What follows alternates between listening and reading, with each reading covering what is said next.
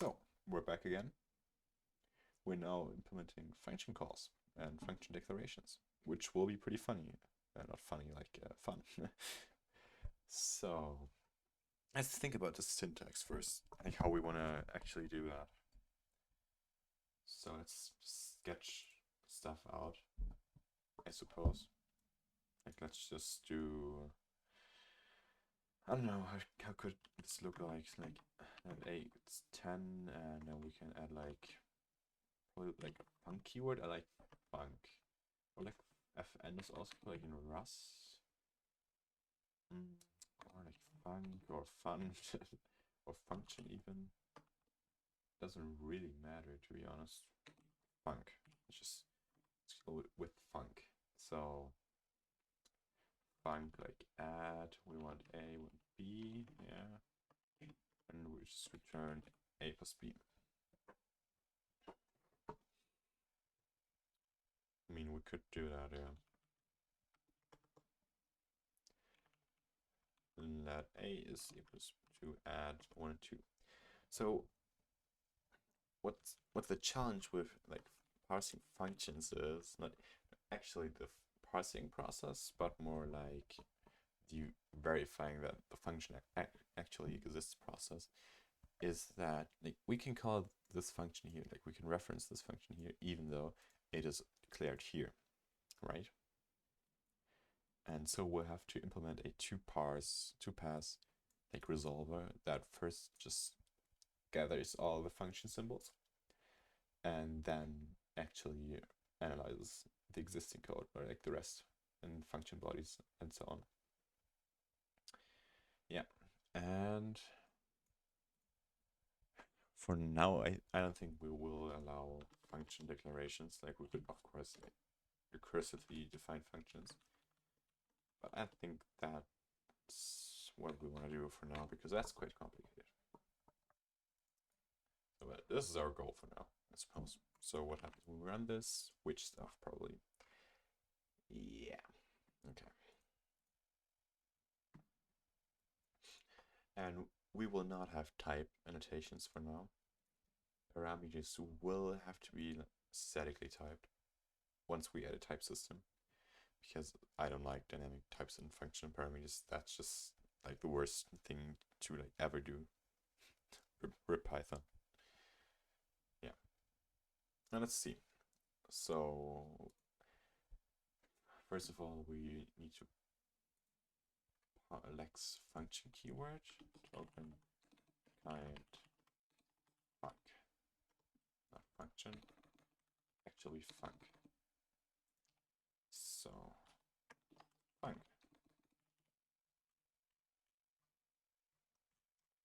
And we have to lex this. Func. Okay, cool. Next up, we'll have to once again add this as a statement, like a function declaration statement. Func decl. Abstract func decl statement. Cool. So, to be honest, I think what we could probably even do is like do something like this, or allow something like this where you can just say, okay, like find like you like just how does it called again? Routine or something like that. Is routine something like return something? Shit, I don't remember. But we allow something like this, so you don't have to explicitly specify these. You can just leave them out if you want. I mean, I like that because it's kind of annoying to specify those for void returning functions, not void returning functions, like functions that don't take any parameters. So, in our parser, not in the parser, we haven't even defined the declaration statement. So, I guess we'll have an abstract func decl parameter. parameter, which will just identify for now. Find decal parameter. And this is yeah, it's fine. And body identifier, C block statement. Yeah, we'll only allow block statements, right? Yeah, at least for now. It's fine for now. And for early like nexting stuff, we could probably also next like return here.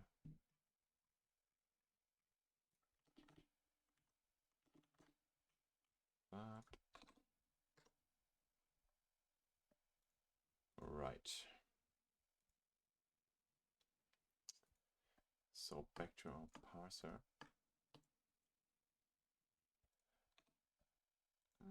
We'll need to have like return as return statement, abstract as return statement, which will have an optional value of a C expression. Nice one. Okay, that's cool. So now let's try to parse this actually. So in our parser, we'll have to check if the token kind is func.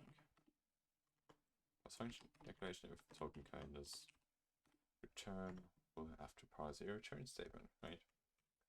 So first, let's parse return statement first, because that's a little bit simpler. Return consume, yep, st statement, return statement, func decal statement. Okay. Expected option. Yeah, so here's like the kind of funny thing, I suppose, because we currently do not have any like semicolon separator stuff. So I don't know like what's the best way to like optionally parse an expression now. That is actually kind of hard.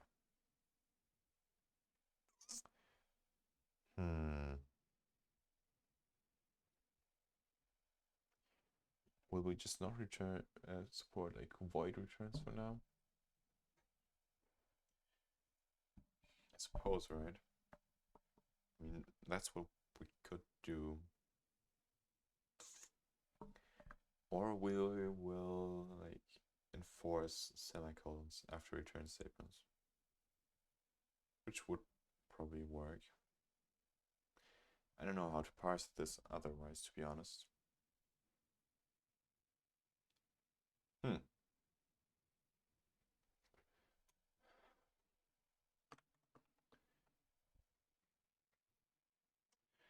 I mean, I think, yeah, I'll think about it. And for now, we'll just not allow it. I just add a little to do, allow empty return statements. Right. Okay, cool.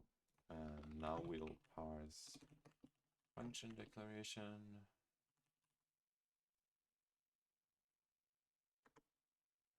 Okay, so we take the func keyword. Func decal statement identifier. So we don't even need this func keyword here for now, at least.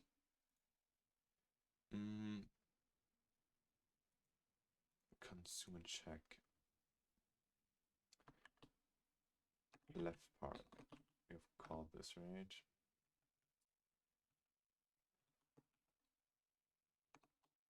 Right part. So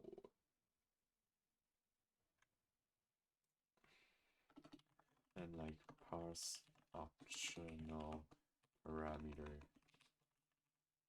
list. While right token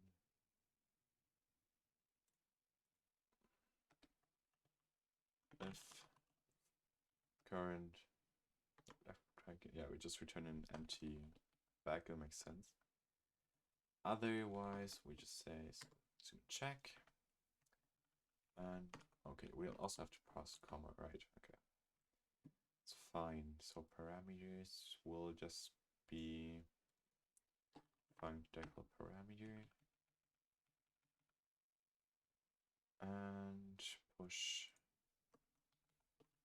func.decl parameter identifier. Okay, that's fine. So parameters is just gonna be self parse optional parameter list. And consumer check, parse body statement, parse block statement. So block statement should then return just a block statement. Okay, no, this does not work.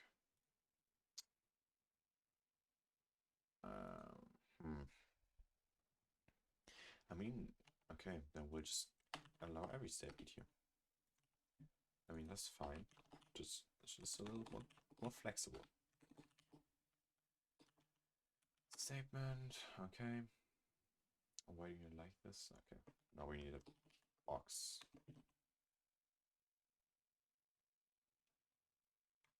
I probably need to adjust the constructor here. Thank you very much. And now we'll just have to lex our comma.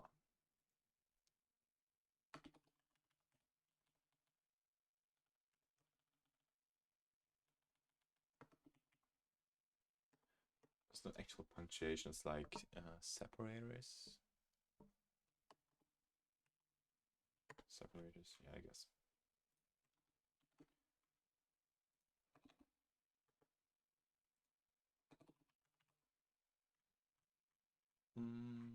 So we'll have to parse this here.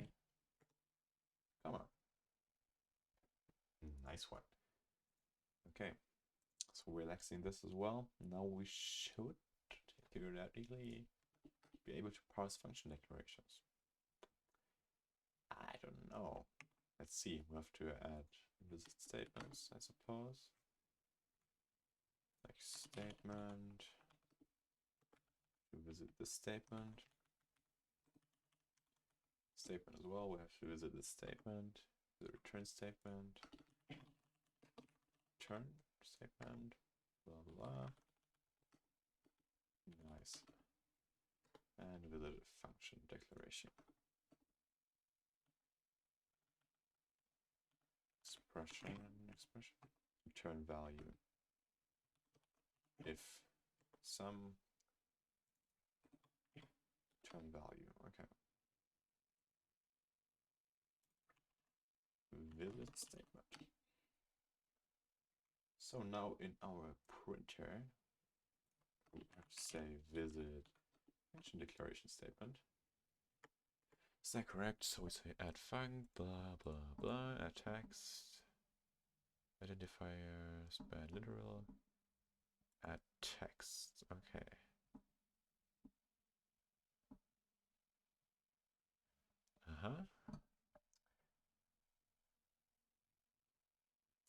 Yep. Makes sense. I don't know if I like this.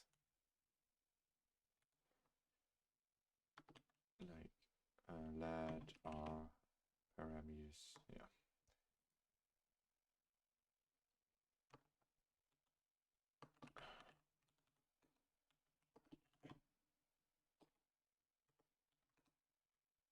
Same goes for this one. Cool. And now we'll also print a while statement, a return statement, visit expression.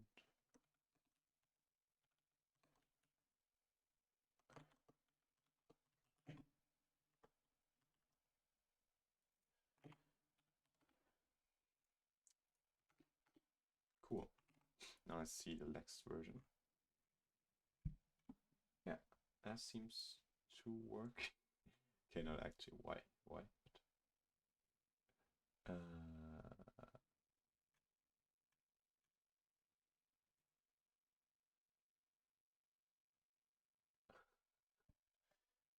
So we add a white space and we visit the statement, which in this case is a block statement. Huh. Why exactly are these parentheses here? That's weird. I don't like this.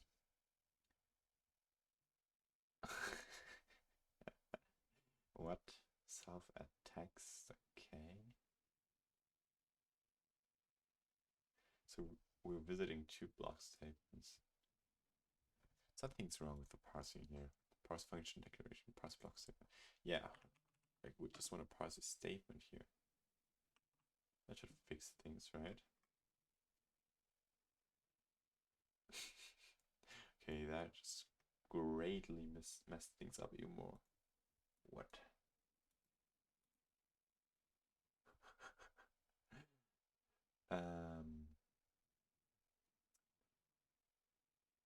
Okay. That's not quite what we wanted.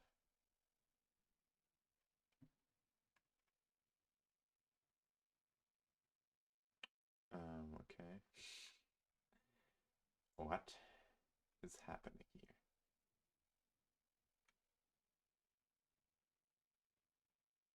So where do you come from? Okay, it's just kind of lexing issue. Okay. I guess maybe that will fix itself. I mean, that will not. That's kind of not so cool. Yeah, maybe we'll fix that. Putting in formatting. Yeah. So now we'll have to add function call statements, I guess. So in the parser, first we have to add the AST nodes as always. So blah blah blah. This is actually going to be an expression, right? See expression kind. And it's called call expression. So call expression, call argument, call expression, still call expression. Cool. Okay, fine. And so AST call expression. So identifier and arguments. Yeah, okay, that's it. Now let's add a constructor here.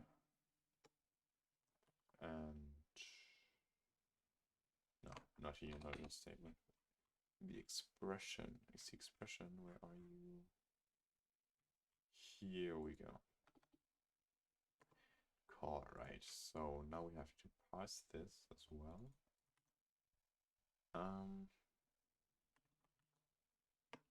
Parse expression,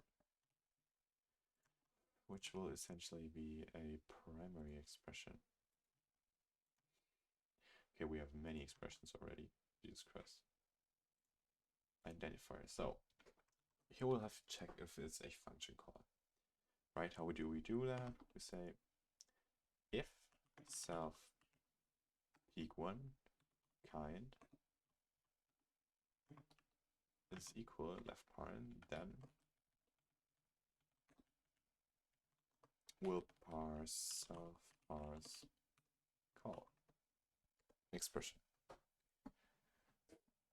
So do we need that? No, we don't actually. So we can say fn parse call expression. Just assume that we are at an identifier. We say, okay, we consume a check and left parent, and then we'll just create arguments list. What?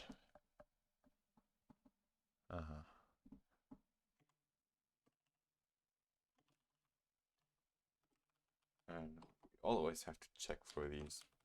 Maybe we could also extract this because we already have this logic with our function parameter list. But let's not do that for now. Yeah, so that is working. Now we have to add this here. Expression, blah, blah, blah. There's a call expression again.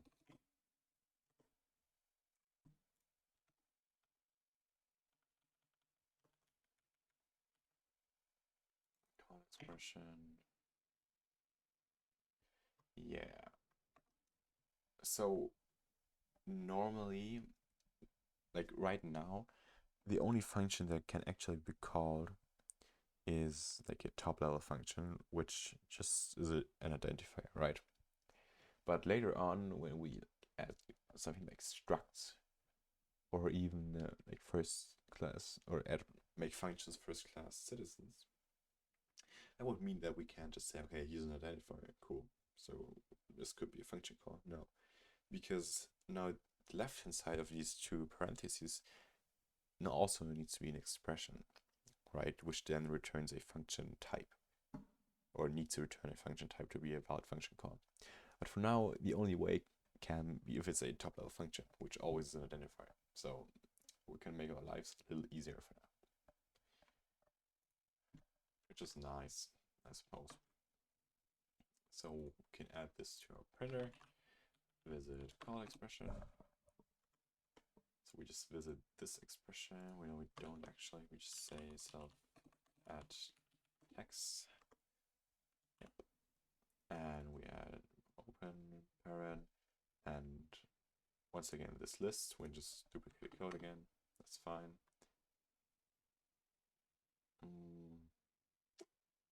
Yeah, wait, where are you even?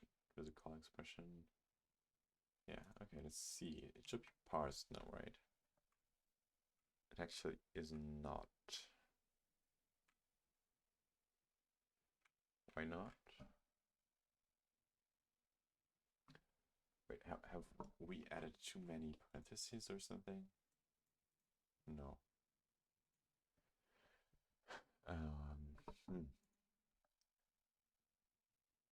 Why does this not work?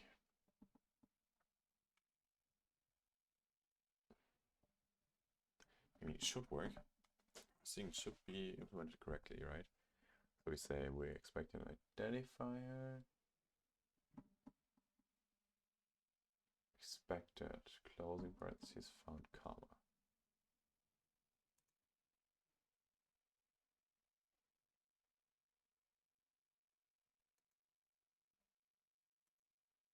Huh.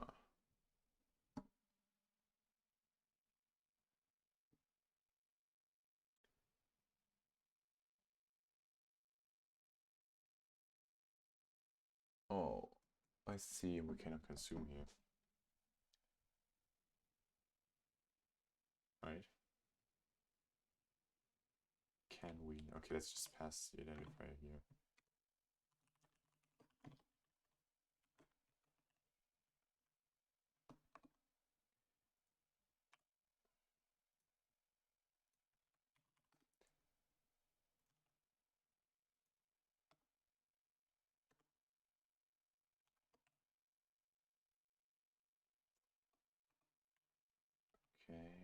Okay, let's just take ownership of this thing. So, clone. Cool. Does it work now? It still does not. Okay, so we consume here, right? So this would probably be. Oh, so we can peek here. We do not need to peek here. We have to check for the current. Right. Yeah. That looks much better. Expected expression found. Okay, so we have some problems with our parameter parsing. Current kind does not equal right parent.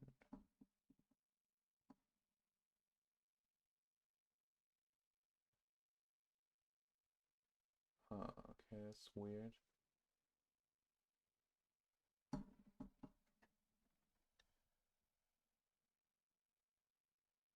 Does that make sense?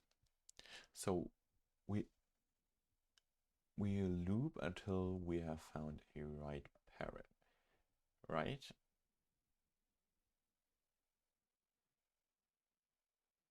So in the first run, we consume our left parent. Then we say, okay, is our current kind not the right parent? If it is, then we consume it. So in this case, it is actually not. So we say we parse an expression here. This expression should consume this A, right? And then we check if the current kind is the right parent. If it is not, we consume, we're expecting comma, right? So this should consume this. And then after this,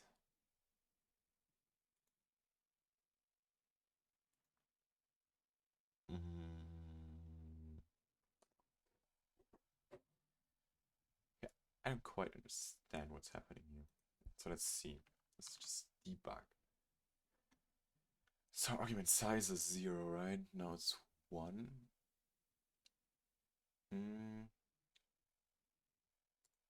Okay, we go into here, we check once again, we parse an expression. Okay, so now let's see. How do our arguments look like? Okay, we can see. No, that's actually not so cool. But we can see the current position we're at, right? So we're currently at position 8, which means we are at right part. So this means we should not go in here. And now we're at position 9, which is one keyword. Okay, that works. I don't see the problem, to be honest. This is also weird. Oh, it's referring to line 2 as well. So it's not actually referring to our function call. Oh, okay, that makes sense. So why?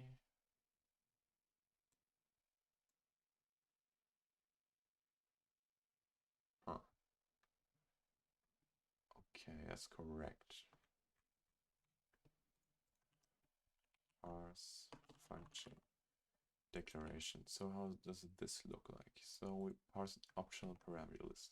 So we say if current kind does not equal left parent, which is not the case, then we consume left parent. Oh, okay. We're to consume here. Okay, makes sense. Nice one. That looks much better. Okay, so to fix this error, we should probably say b is equal, wait, return a plus b. Oh, okay. So that's not actually an issue. This code should work. It does not currently, because we do not declare these in the scope.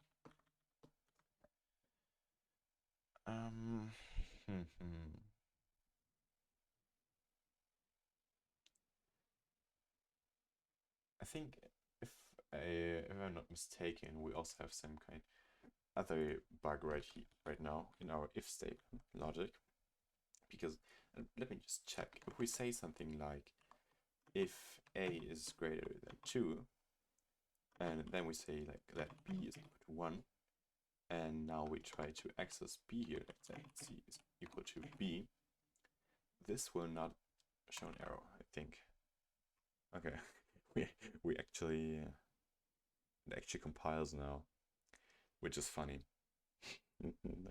we get an error in our evaluator because obviously like this does not return anything. So how's it supposed to work? And yeah, the problem is that we only add scoping for our like block statements, but here we don't have a block statement because we also allow if statements without a block statement with like just a single statement behind them or as a body. So to fix this, we'd actually have to create a new scope when entering an if body. The problem then would be that we have like duplicate scopes, right? Because if then the body of the if statement is a block statement, we would have like scope for the body of the if statement and a scope for the actual block statement, which I mean is fine, but wastes like four bytes of memory probably, or 8, depending on the pointer size, which is fine. We don't really care about that, I guess. So we can fix this, and actually we could add a regression test for that. So like tests should not allow, or should, what do we call the other tests? Should report, right? So we say should report undeclared variable when variable was declared in if without block. That's a great function name. We should like really name all our functions like that. Okay, yeah. That's not exactly correct because we have declared a here. So something like this. Yeah, undeclared variable a. So this should fail. What? It does. It's even printing here. Why do you not fail? It's even printing out the error. That's not good. Oh wait, okay, I'm dumb. What the fuck? Test passing. No, wait, what? I'm not dumb.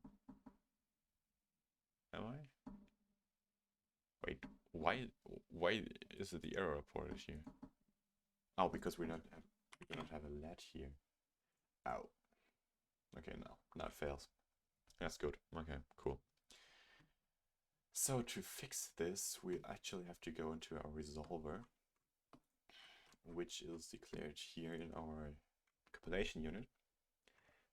And we have to enter a new scope once we visit an if statement. So let's see, visit if statement. So we say self scopes, enter scope. So then we check out the condition and the statement, which, yeah, I guess.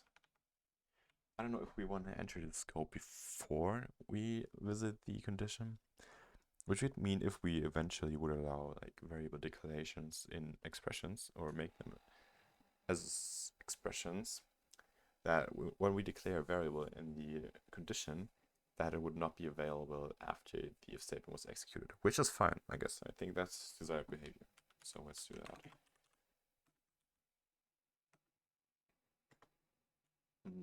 Okay, that's kind of annoying actually, because now we have duplicated logic again. Okay, we can live with that, I think. We have to enter a new scope here and exit here. And I think that should fix the error, right? Okay, cool. Should get the same error here. Undeclared variable b. Yeah. Nice. So we have fixed this issue. Now, next up, we'll have to like gather function symbols. Gather function symbols, declare these variables in the scope, and enter a new scope for the function body. So let's do that actually. We can do that once again in resolver.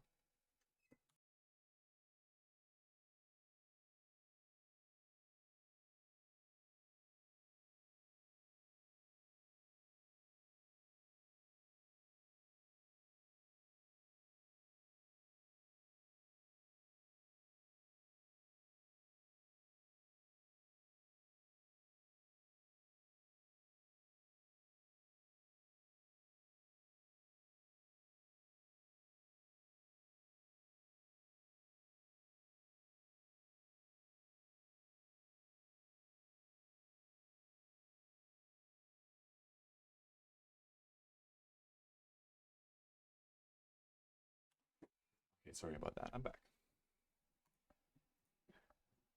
So let's see, where were we? Okay, right. So resolving functions.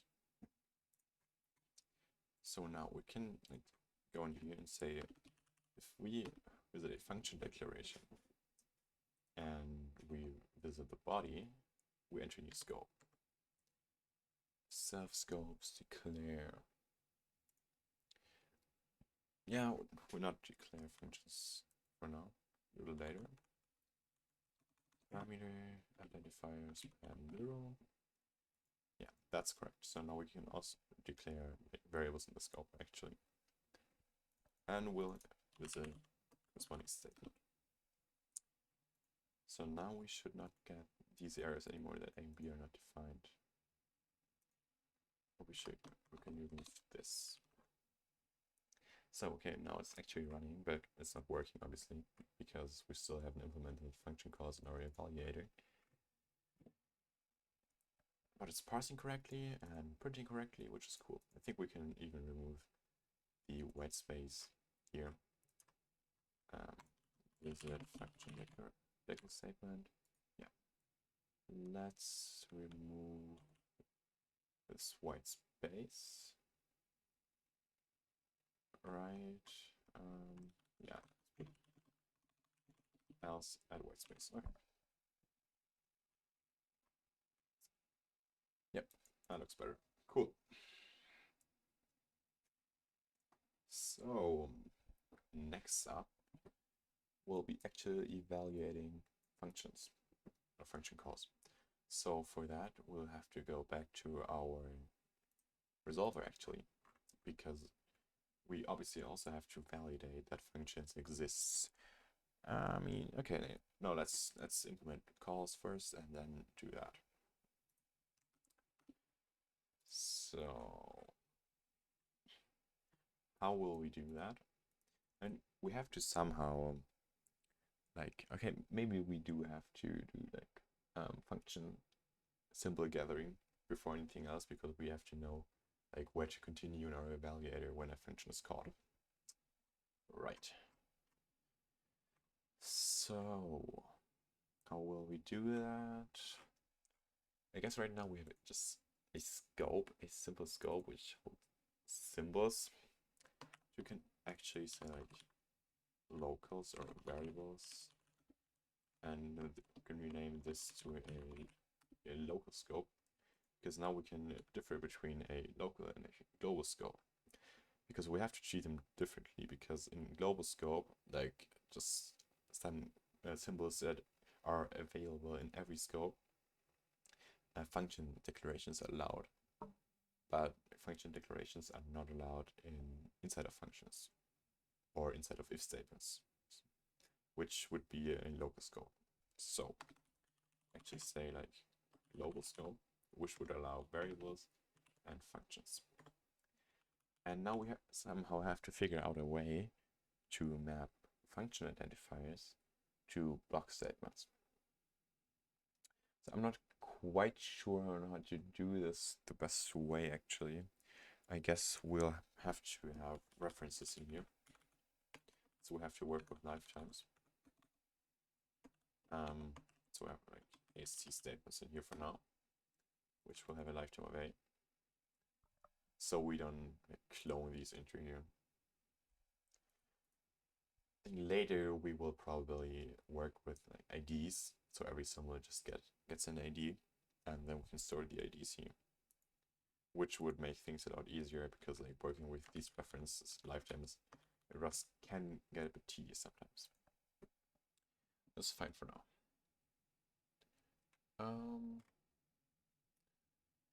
I mean, probably have duplicated logic here, which is fine for now. You can rename this to declare variable and lookup variable, and we'll have an implementation for a global scope.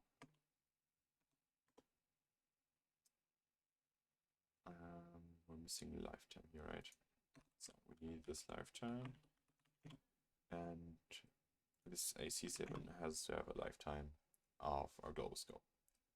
So that's cool. And now we will build a wrapper around that with our scopes struct. This will be like local scopes. And now we're creating a scopes. We actually don't need to enter scopes first.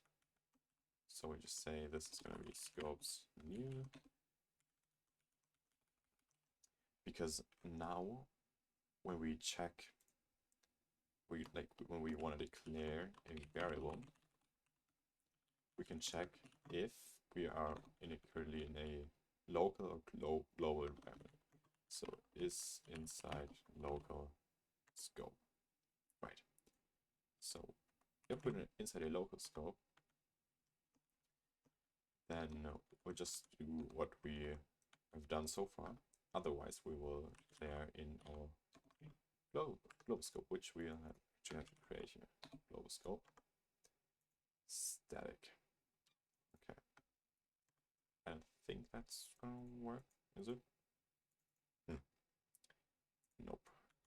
We have to add a lifetime here. So, I think we can discard. No, we can't. We actually need this lifetime if we have functions. So, global scope, declare variable. Okay. Cool, that works.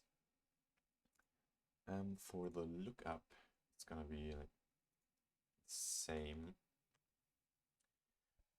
Like that's gonna be lookup variable.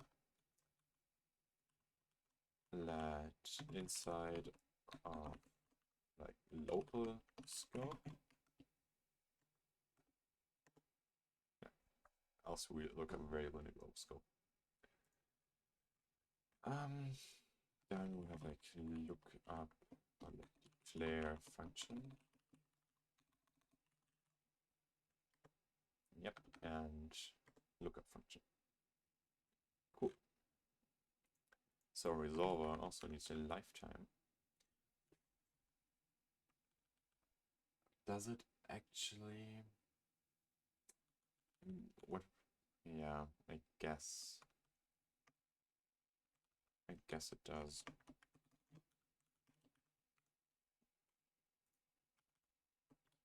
But we can just ignore that here. We should not create our scopes in here now, but like rather, what? Oh, we don't need that here.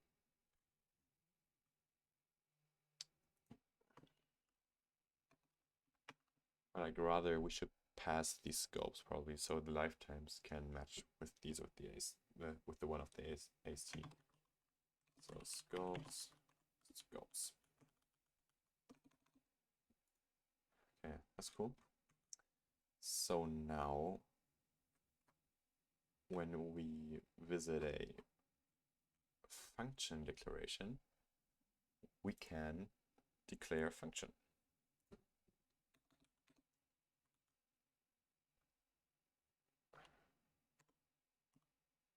Body. So why do you like this? Oh, declare function, obviously. Okay, that's cool. And now when we visit a call expression, we have to validate the function exists. So that function is self lookup, self scopes lookup function. Function is none. We actually report an undeclared function. So let's add this method here. And report undeclared function. Nice one. And yeah, I think that's fine. So let's see. I think the problem that we have right now is that we don't support forward references. So what will probably happen if we run this is that we'll get an error that add is not defined. Okay, first of all, I have to create the scopes thingy. Let's make that scopes equals scopes new.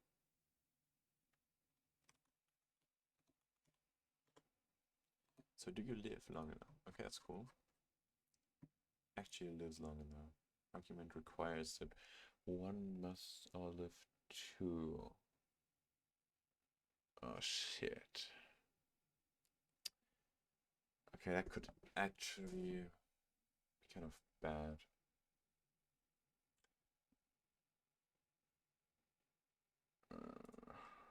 Okay.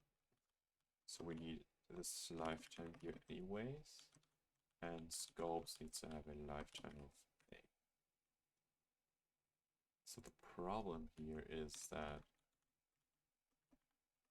I somehow have to say that this should have a lifetime of 8, which is not compatible with our trade. Yep.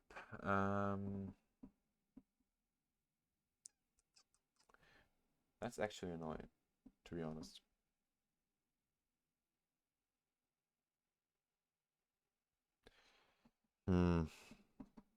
I mean, what we could do probably is just copy the whole body, which is definitely not ideal. And I actually do not want to do that, because we're gonna do type resolving later, and type resolving we need references because we want to mutate these references directly to set the type for a specific HTNOS, which we cannot do if we clone it, because then we would refer to another memory location.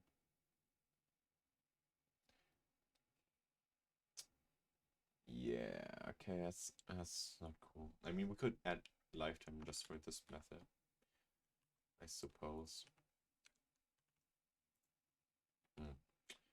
Yeah, okay. I guess then we'll need a lifetime. Uptrade is user, so we need a lifetime here,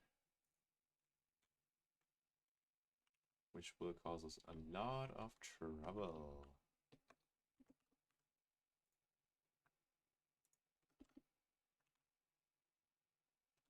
We also don't need its lifetime here, I suppose.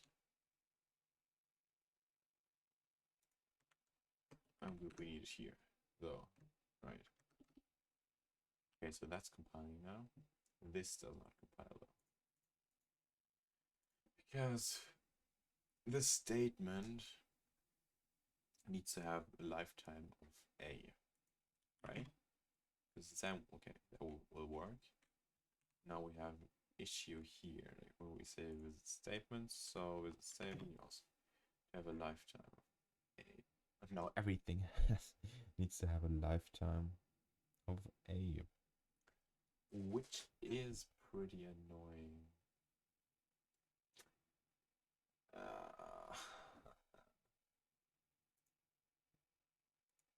Okay. Yeah.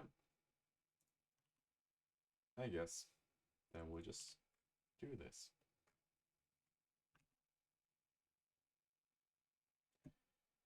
Mute visit must outlive 2. So you need to live as long as the ICU, right? Okay, and the ICU will get a lifetime.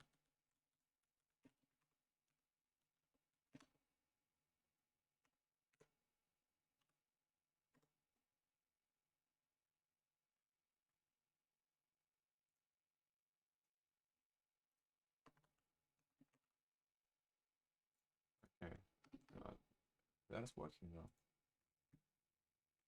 I suppose.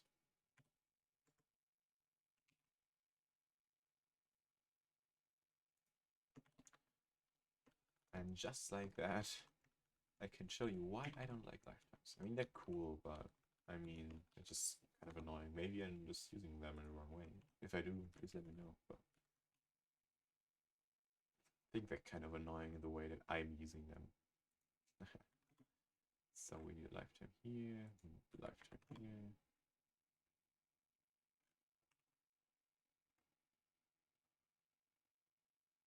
Argument requires that one must outlive a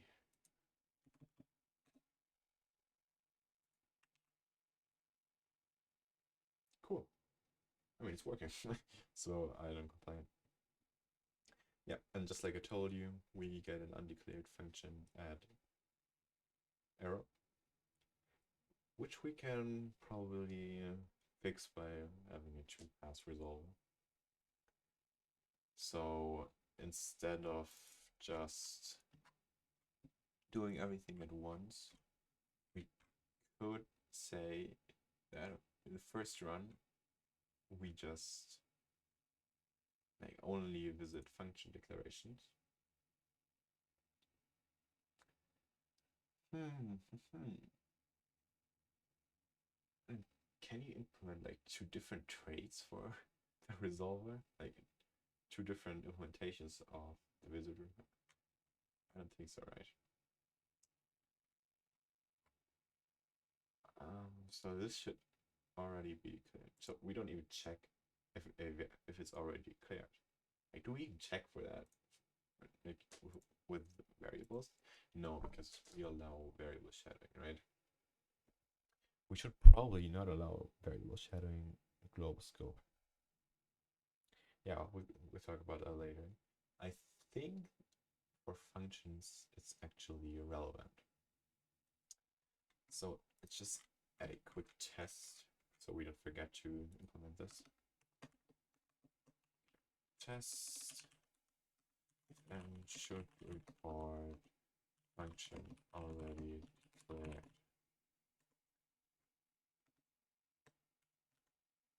It's gonna be func. It's gonna be func.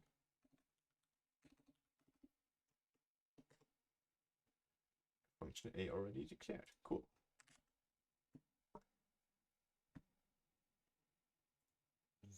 So, yeah, true pass resolve. I guess we could create another struct,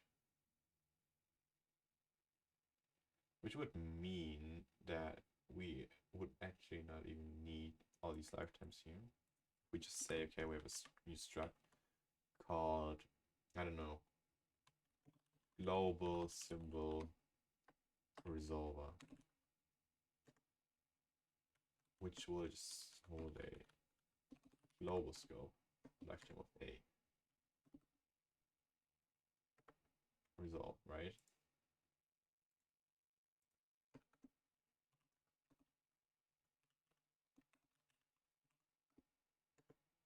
Something like this.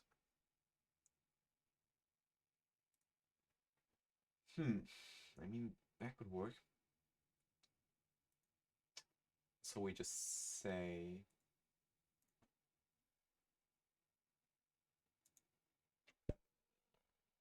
we would need, can we like, can mutate these scopes, alright?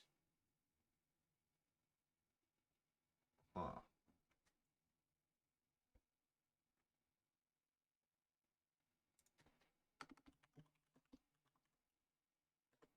From global scope, I suppose.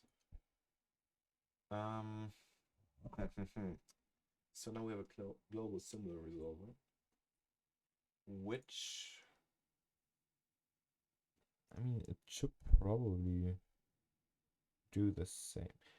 That's kind of whack, to be honest, because it should basically have the same functionality as our existing resolver. I mean, what we could do is we could add like a count. So like a pass count or something like that, where we can say, okay, we currently at pass count, I don't know, 0, and if where it passed on 0, we only visit like function declaration statements. We could do that actually. I mean, I think that would make things a little easier. I mean, it's not pretty in that sense, but I mean, it would be fine. Would it actually? I mean, we'd have to check like for any error reporting. I mean, we could actually do that. So we could create a separate function, like report error, which just reports an error.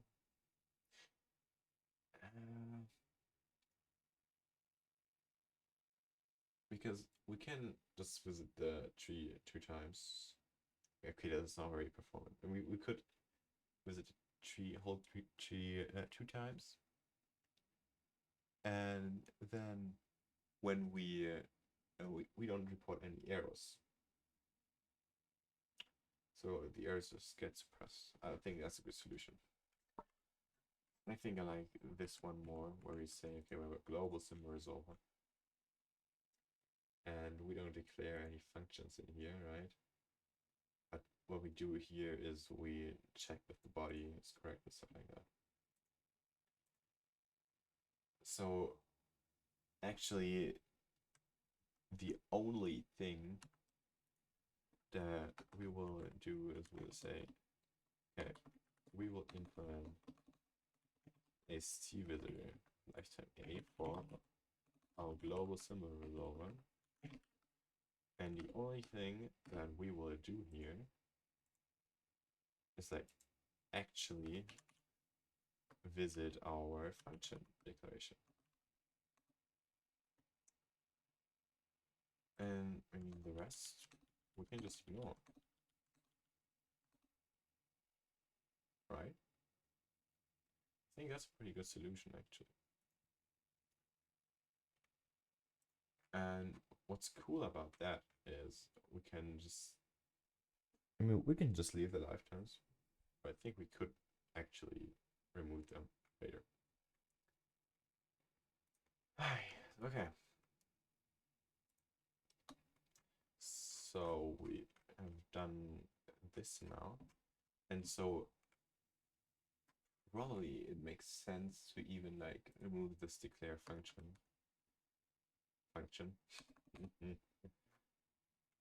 Yeah, resolve, wait.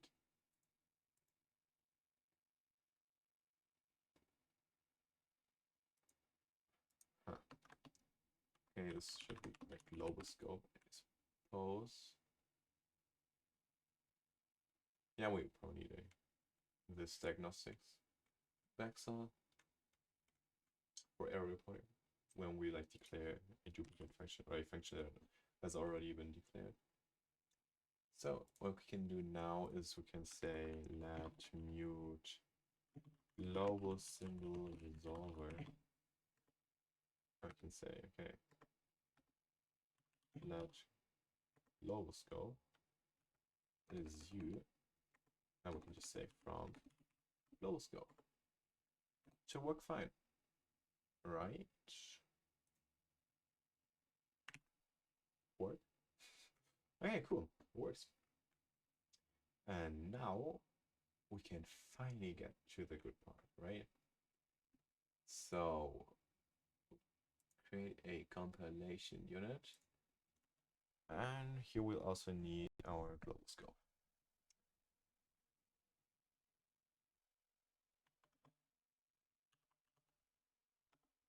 Actually not move that, right? So we can just say scopes, global scope, pass a reference to that, create compilation unit.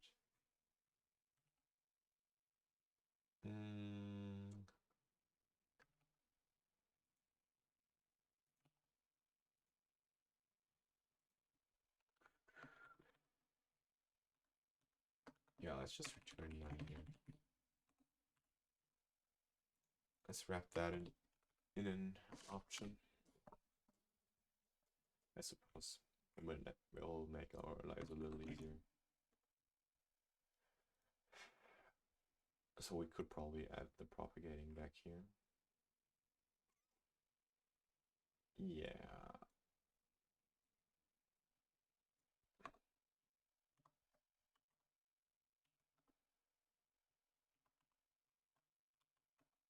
Something like this. Okay. Cool. Oh, did not mean to do that.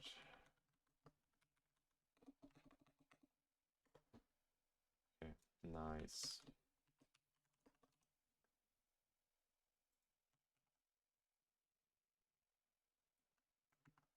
So we can actually move this function because that's not necessary. Compilation unit, okay. And also want a global scope.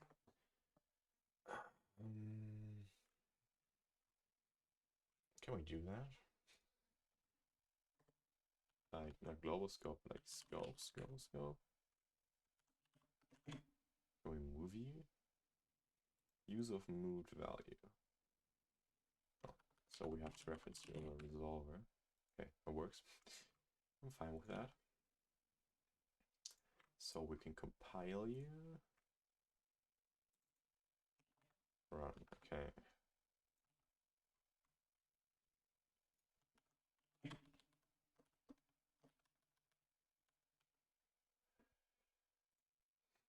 So we can run.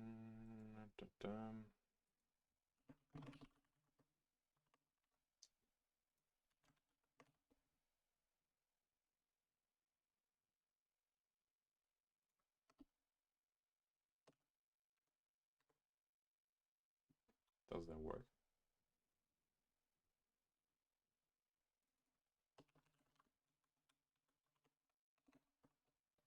And we just add a result type.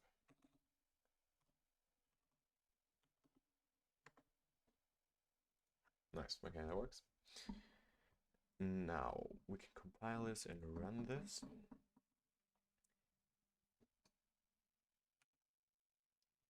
And our evaluator probably needs a reference to a global scope.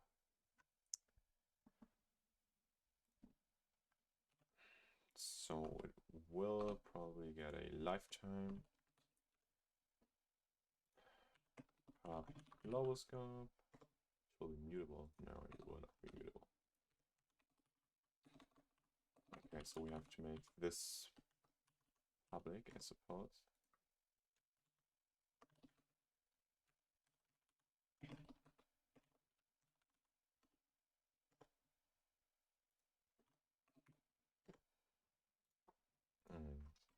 So global scope become public.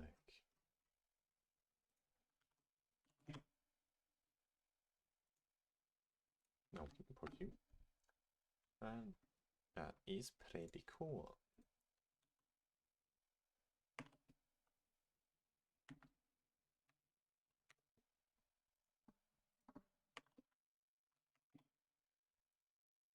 Nice one. So we can just say we want to visit, whenever we visit a call expression,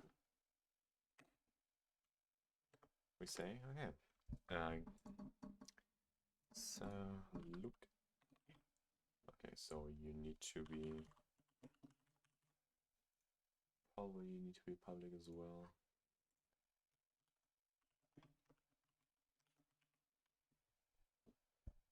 We don't for now. Wait, what have I just done? I wanted to make these methods public. Oh, yeah. Cool.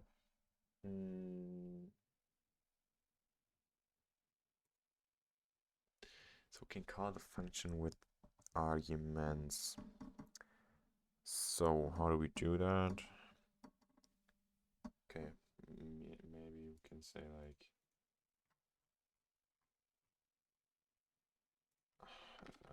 call function.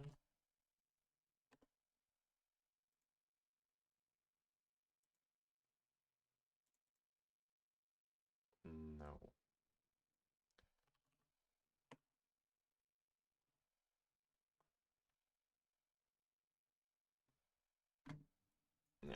maybe let's just do it down here. Okay, so we have all these arguments, right? And so what we can do, yeah, exactly. That's what I thought. Like, okay, so we now definitely need to know how the parameters are named of the function, right? Yeah.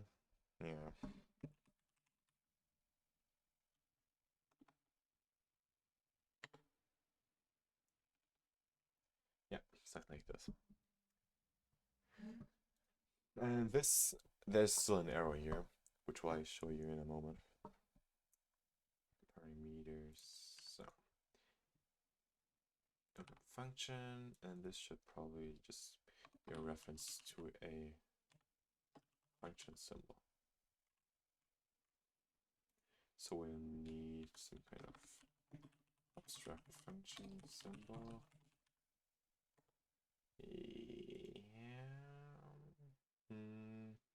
Yeah, okay, that's fine for now.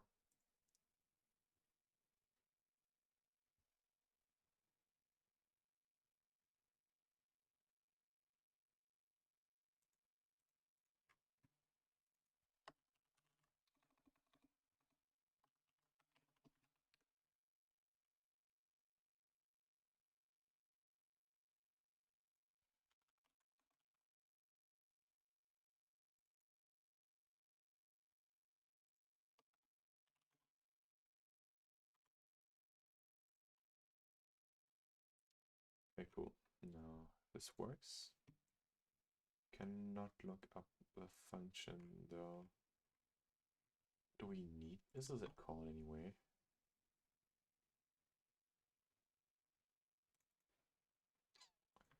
Yeah, okay.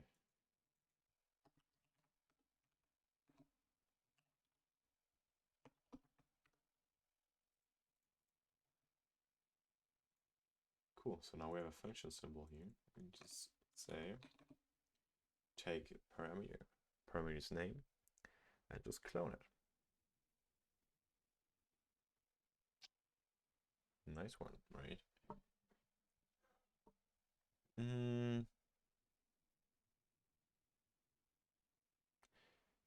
Could probably work now. Let's see. So what is the expected output anyway? Oh no, because we don't have a return. Let's see what happens. Nothing happens. Okay. What is returning data with lifetime 1? Okay.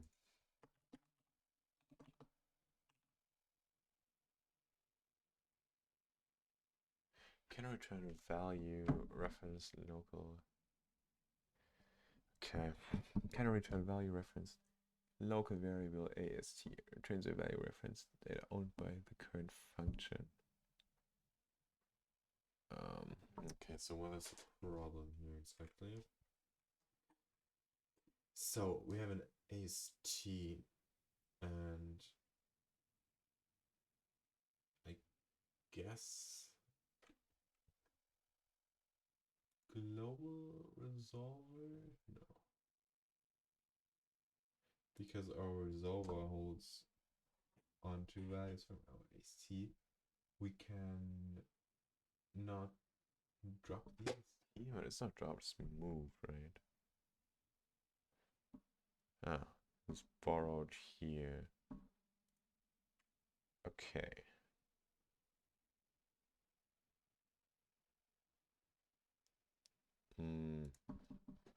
Okay, I'll just say like AST visit. Okay, that does not fix things, right? Okay, I guess that's kind of unfortunate. Cannot return value referencing. Local variable AST returns a value referencing data owned by the current function. Okay.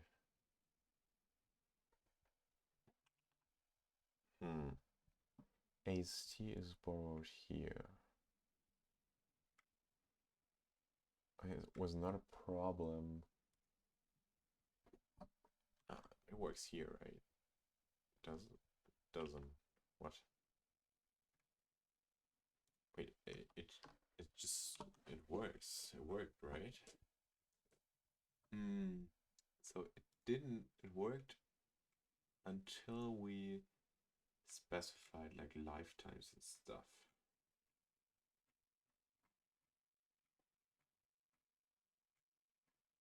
Like until we said that these statements, or like,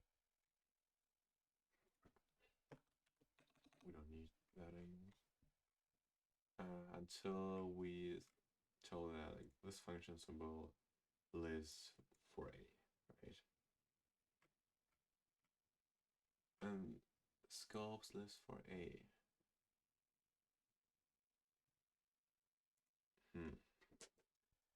So why does this not work? Error return value referencing local variable st.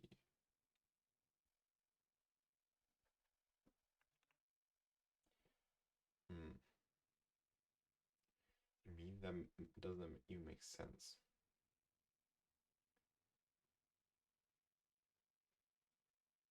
So we're returning our global scope. And our global scope has references to our AST. So how will that become a problem? I mean, the AST the AST is stack allocated, right? Okay. Maybe that could become a problem. Because if this ST is stack allocated, then the statements will be dropped. And because our scopes onto these statements, that will be a problem. Okay. Yeah, I see the problem. One way to fix this would probably to like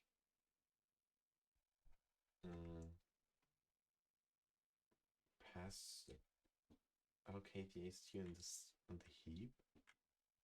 Would that work? Like somehow? I don't know. Let's try it out.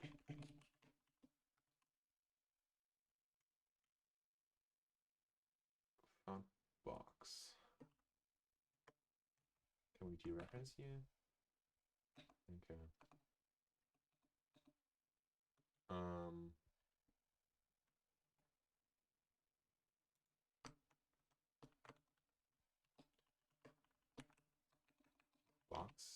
Box CIC.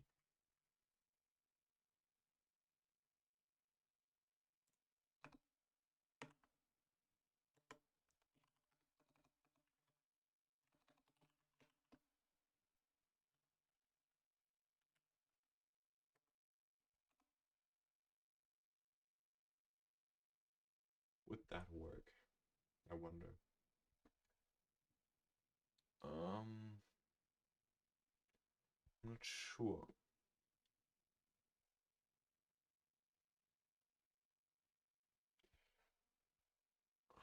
Okay, it's kind of annoying. I mean, more simpler solution would be to just clone the function bodies, but I don't know. I don't like that, to be honest. And that's what I meant when I say I don't like these lifetime stuff. I don't know. And maybe it would even make sense to introduce like function IDs right now, but I would not fix this problem, I suppose. Would it? Because we still have to map these function IDs to the body somehow.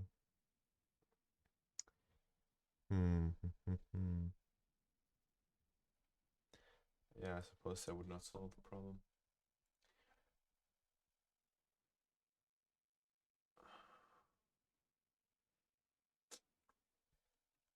I don't think. Wait, does box clone the whole struct? I don't remember.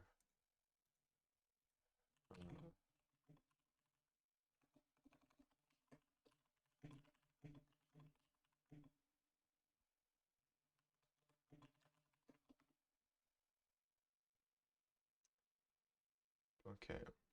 Behavior of box clone and Rust is to create a new box that points to the same heap allocated data as the original box. This means that the actual data is not cloned, but rather the ownership of data is transferred to the new box. This behavior is also known as shallow cloning or pointer copying. It is different from deep cloning, where a new copy of data is created and rather than just copying the pointer to the data. If you perform a deep clone of the data inside a box, you wouldn't clone it yourself.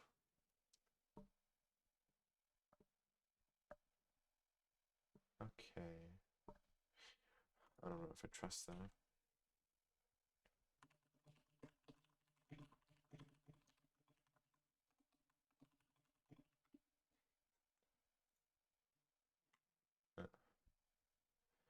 A box in Rust represents a box which owns a T. If you could clone a box and get second box pointing to the same T, then which one would own the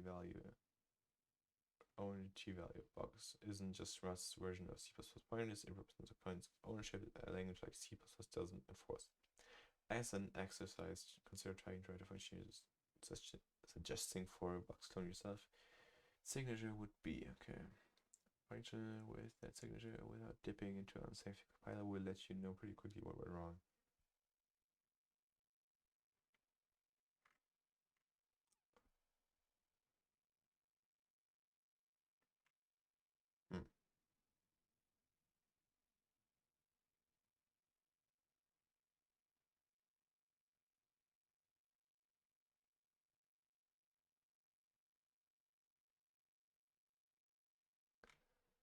That's weird.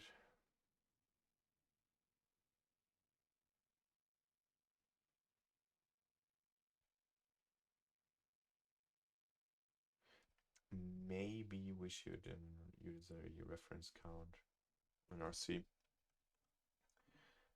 Do we need immutable references of an AC, right? Maybe reference count.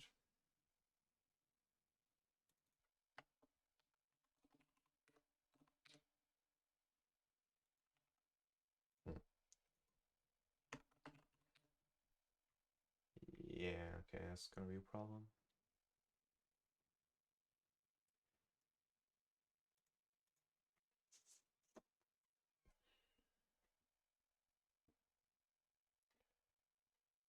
Cannot return. We still have the same error though, right? Okay, that's pretty annoying to be honest.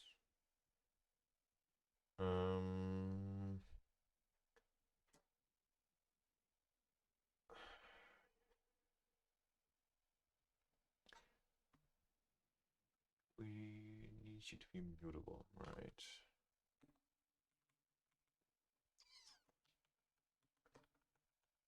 RC, okay, cell maybe?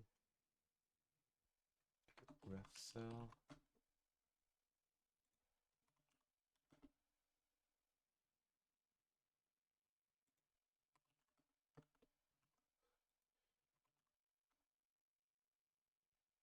Maybe?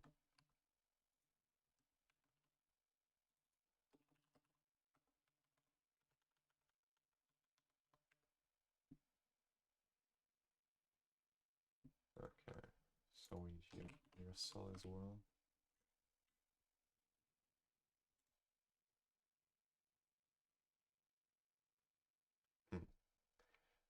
Okay, so we probably need our CRF cell again. I don't like this. We'll definitely have to refactor this in the future, because this is just really bad practice. And I'm fine with it if it works for now.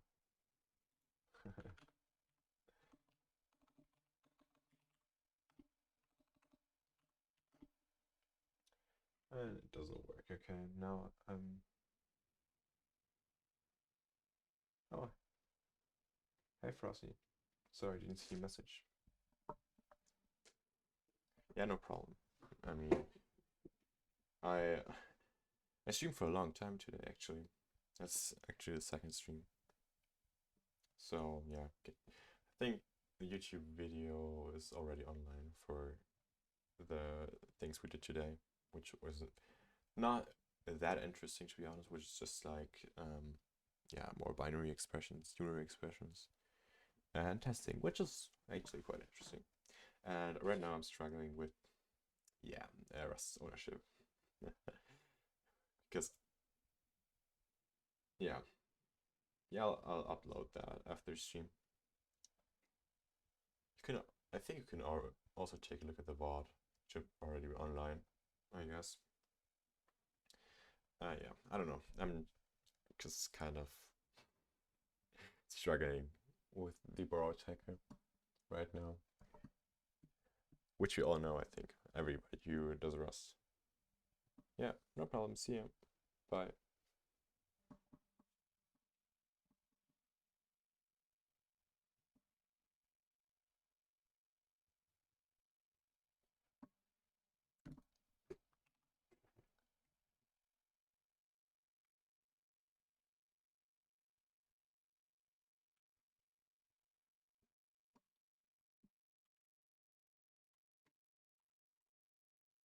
Hmm.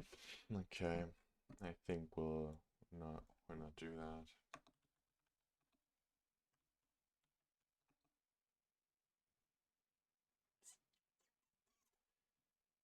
Yeah.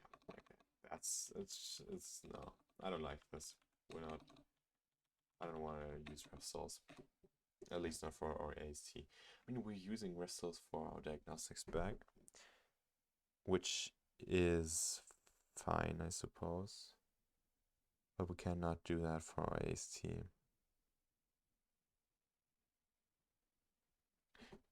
Actually, wait, let me check something. Maybe this will work if we just move the AST here. No. Okay.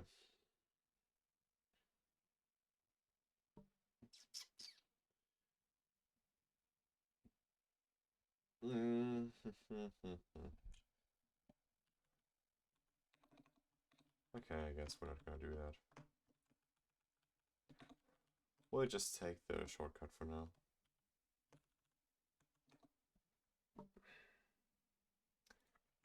I mean, I don't like this, but it'll be fine.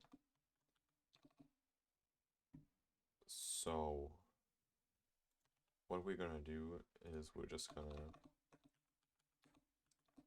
clone function bodies, right? So right now in our global symbol resolver, we're storing our global scope. We're storing function symbols which do not own this statement, right? What we should probably do is transfer ownership there. So we can just say, okay, cool. We transfer ownership to the function symbol, which is not the best way to go. Yeah, we'll fix that later probably. And now we can just remove these lifetimes. Yeah, probably have to clone this here. Expected. Okay, because we do not this AST statement does not derive from or implement clone, right? Yeah. Yeah, let's do that.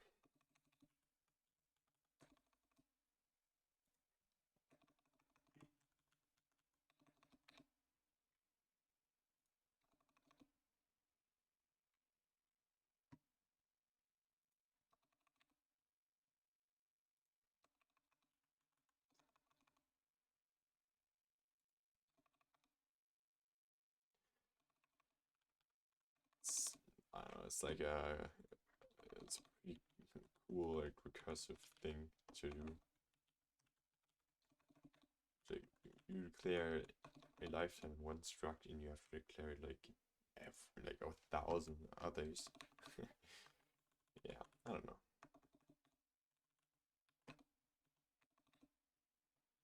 So I mean, that's gonna be fine. I'm actually too lazy to remove the lifetimes from the visitor for now.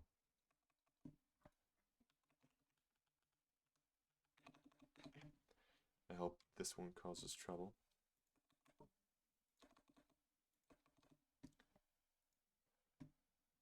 So we don't need you anymore. Wait, what do we need the lifetime for anyway? Okay, we do not. So we can remove this lifetime here as well. And here as well. And now we'll probably have to move it in the visitor as well, which is fine.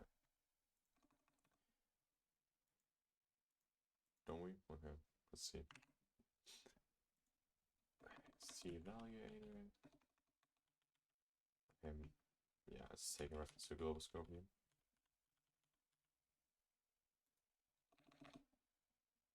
Which is actually fine. So we don't need you anymore. Well, we don't need you. And so we also don't need you. And now we have to put in clone. Which is gonna be fun because we have to implement that for every single thing now. Like actually everything. And we'll be cloning loads of data here, which is not that ideal. But I mean, it's fine for now. Hope we can, yeah, what? Okay, reset, please. Which is fine for now. Because actually, I mean, we lose some time while copying or cloning. But actually, in the end, the memory usage does not go up because, actually it does, because we still keep the AST. Yeah, I mean, maybe it does. It's fine. We don't really care about memory usage and stuff like that right now, because we're still at the beginning here.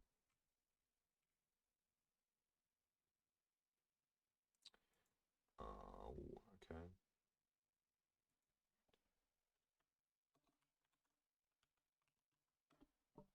It failed to compile. Right. So we don't need you anymore. That's correct. Lifetime. Okay. So we have to remove these lifetimes now. We're just gonna select them all and replace them with just an ampersand. Okay. Cool. Wait, what? For argument. Okay. Yeah, we don't validate that as well. Maybe we should create a test for that as well, that we like validate that the correct amount of arguments was passed. We should report error when calling undeclared function.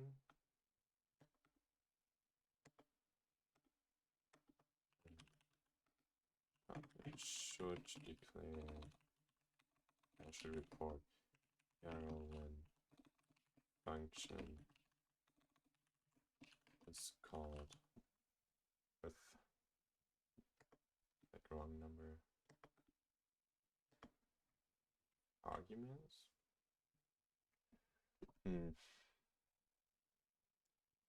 Yeah, I suppose I need that character. Okay, nice.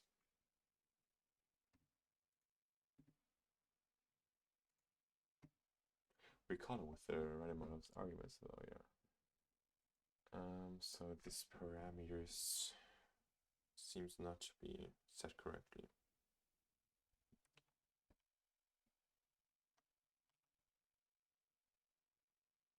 Oh, maybe because of that, yeah. Clear function.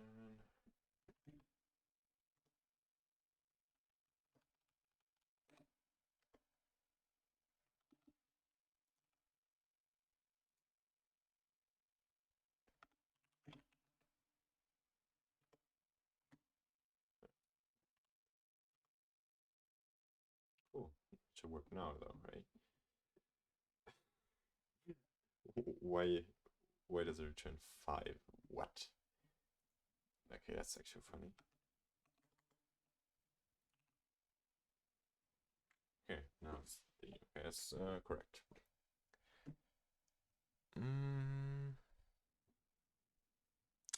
I think what return does not do anything right now. I think something like this was the word, right? Yeah. That's also quite funny, I suppose.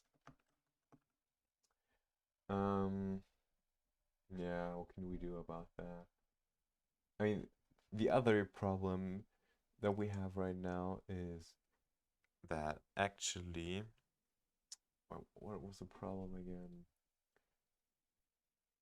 Yeah, I think if we like assign a in here, if we say like a is actually is like 5, I think that could mess things up. Not sure though. Yeah, okay. Okay, maybe that's also because that. Yeah, let's add this and like say a is equals to 2 equals 2. Yeah, and a is still 5. So if we set a 5,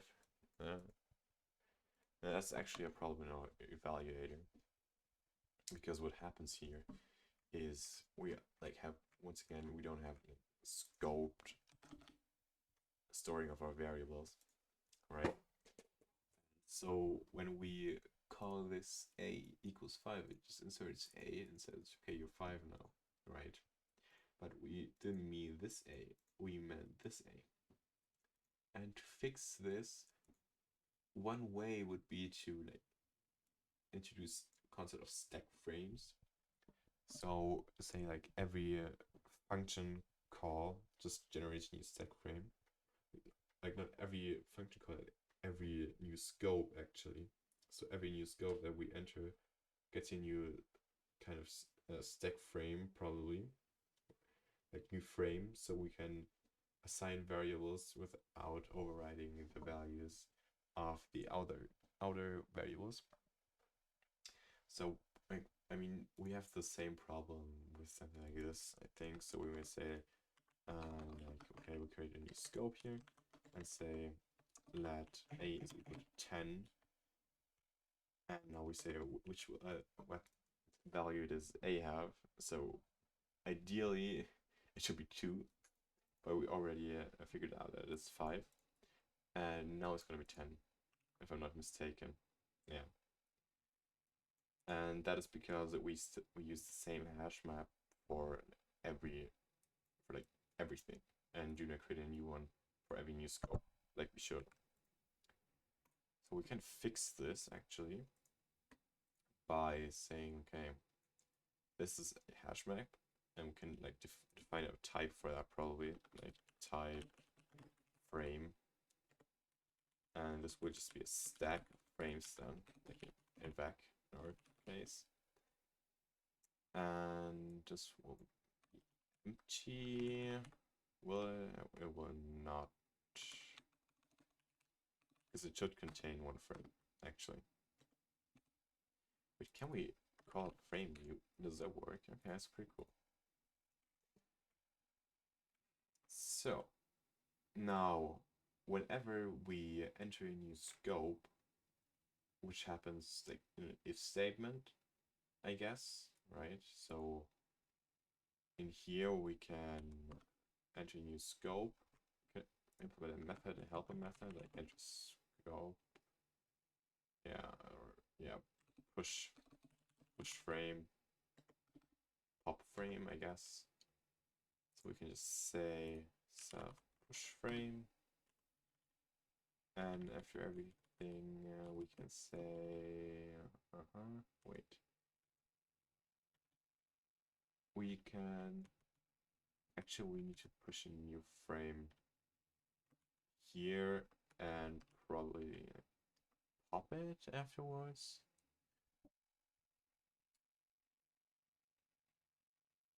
I mean, that's pretty annoying actually, because we kind of have to re-implement our whole logic of how we handle scopes right now. So essentially, this is how scopes are currently structured. And we kind of need the same logic again, but this time with actual values, not just symbols.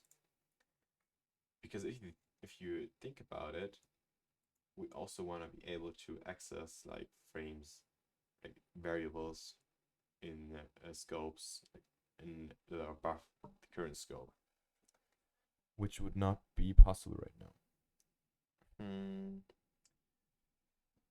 Yeah, I guess we could just implement this logic again for like a local scope and just clear variables. Yeah, I mean, that's kind of ugly, to be honest. Yeah, that's fine for now, I suppose. Okay. So we don't actually have like this type here, we just have a struct called frame, actually, to hold variables. And we'll have an implementation, right? Insert and get values. And we'll have like struct frames, which will just hold frames. Have an implementation which will, yeah, exactly. Where we will can insert and get. So like that's the way to go, I think. So we can rename that to variables, frames, yeah, and say, okay, we have a frame struct here, and now we can create a new frame struct here, an instance, cool. And now we actually don't even need that. Yeah, maybe we do. Push. Let's say push. Why not? Why not have a little wrapper around it? So let's say like self push frame. Can say here self push frame, pop frame. Same here. Push frame, pop frame. Same in here. Actually, can say self push frame, pop frame.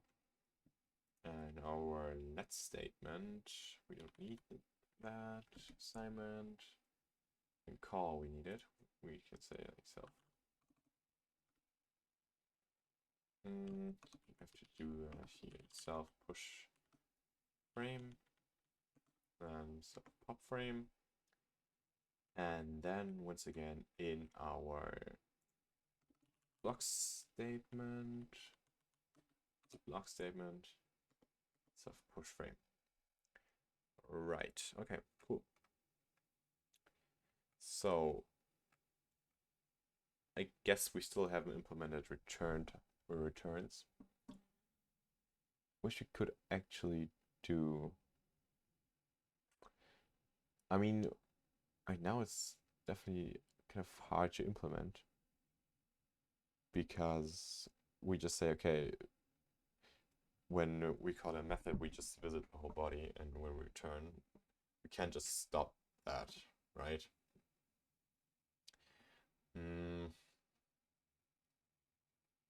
I guess, yeah, I guess it's fine for now. Return statements are just not working. Yeah, I don't know. It's fine for now. We'll get away from this evaluator soon anyway, and get into like a more lower level representation where we can work with instruction counters and stuff like that, which will make this a lot easier. Okay.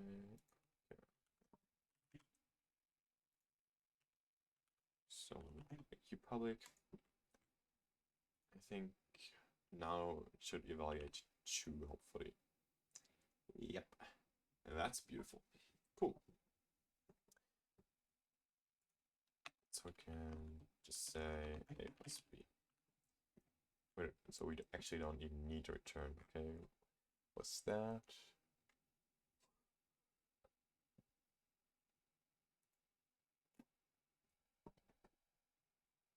Okay, that's interesting.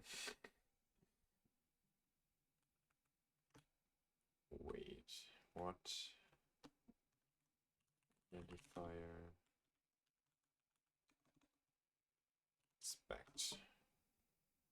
So we can format here to get a nicer error message. Variable not found. Okay, a string is fine. We can borrow here, so we don't need that. Okay, let's see which variable is not found. Variable B not found. Okay. Why? Why is B not found? Okay, so A is found because it is declared here, I guess. So something's wrong with the declaration of arguments. I mean, it should work though, right?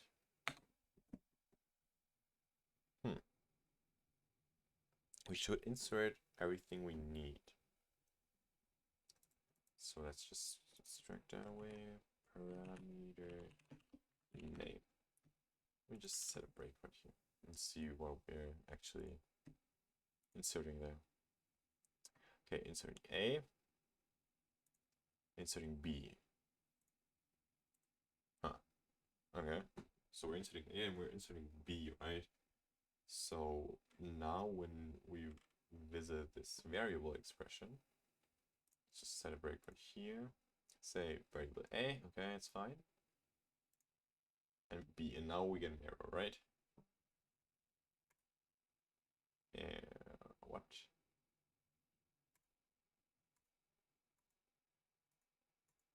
Why do we visit this so often?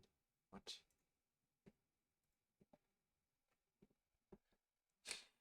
That is not correct. That does not seem right. Why would we visit this so often?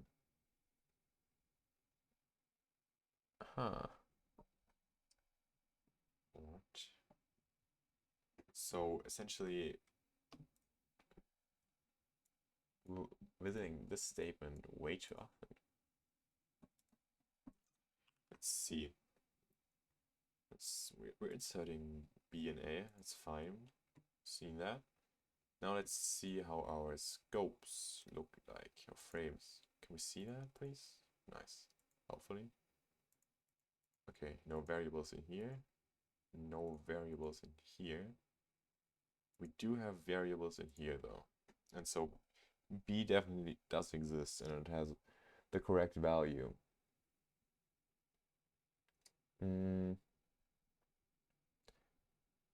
Okay, that's interesting. Variable not found.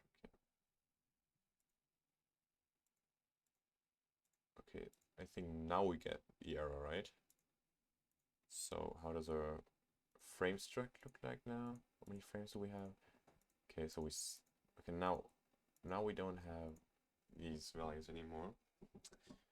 And now we've tried to access B, obviously it doesn't work. And now the question remains, why do we visit this variable expression in the first place, right? Because this should not happen. I mean, what should happen is that when we visit our call expression, we visit the statement, the body, right? And these parameters exists in the frame for the function. And if we try to look them up in the function body, that should work as intended. For some reason, B is accessed after the function body has been run, right? Because like we've just seen that A is also assigned in the lowest frame, like in the global frame. So this function has evaluated, this is returned. We still have a reference to B somehow. Which shouldn't, that's not right.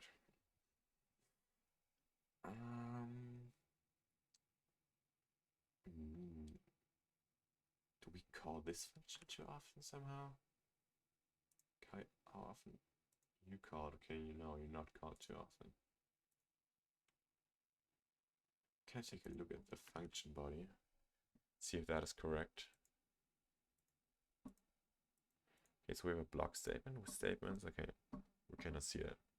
It's unfortunate. Probably because that lives on a heap.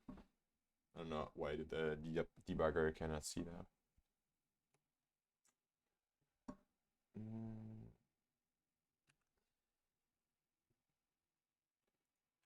So we've implemented the block. Oh, wait. We didn't do that? Okay, yes, we did. So we're pushing a frame before the block statement. Oh. Okay, so that's an issue. We're not popping a frame here. But we don't even have a if statement in here. So that should not be the problem, right? No.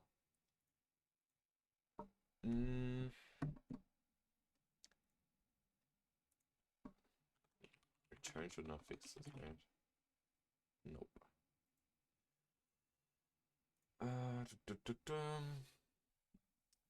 So we're pushing the frame, we're popping the frame. So how does the frame... Do we get to this point? I don't think so, right? Okay, what? So we do get to the point where we pop the frame. So this is the point where basically everything should have been executed, like the whole function body. Somehow we still try to execute the binary expression here after the actual function has run, which is weird. What? So frame, so the last value was 3, which is correct because 1 plus 2 is actually 3, I suppose. Okay, so we still have a reference. Okay, that's fine. I mean, the parameters live in the frame that the function created, which is desired behavior, right? And so then we pop the frame.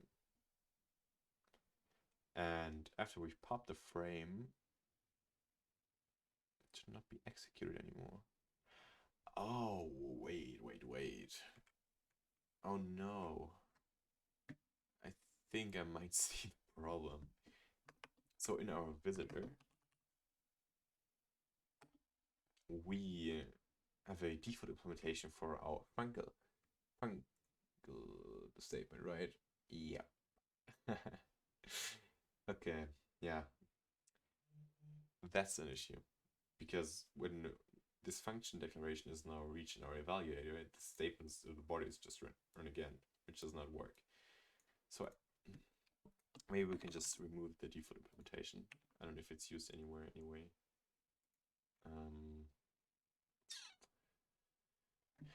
Yeah.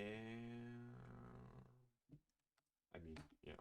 Let's just implement it here and ignore it. Yeah, okay, nice.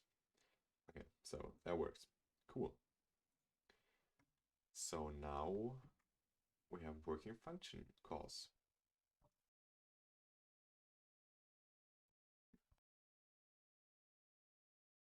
Do this. That throws an arrow. Yeah, that throws an index out of bounds exception, and this will also throw an arrow. Yeah, because we do not validate this yet. And the other thing is that we can just say, okay, 10, and it will actually evaluate 10. Because we do not have any control flow checking stuff where we check that, okay, after return, we just stop the function evaluation, we just continue, which is not what we want to do actually. Yeah, it's just how it is right now. So I've written some tests before, which I now want to fix. Build cargo test. Okay, wait, what? Why can we compile our program and not run our tests?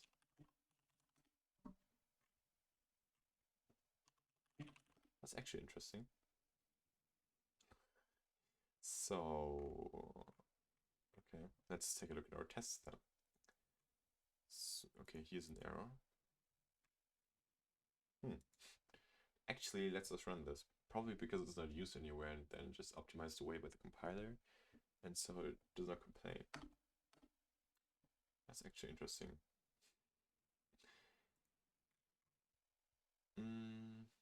Yeah.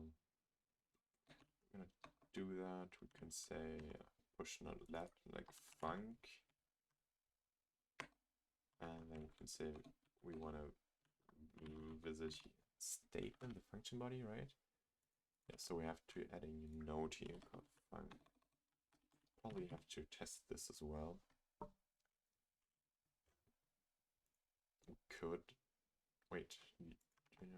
Why is while fun? Have I just deleted while?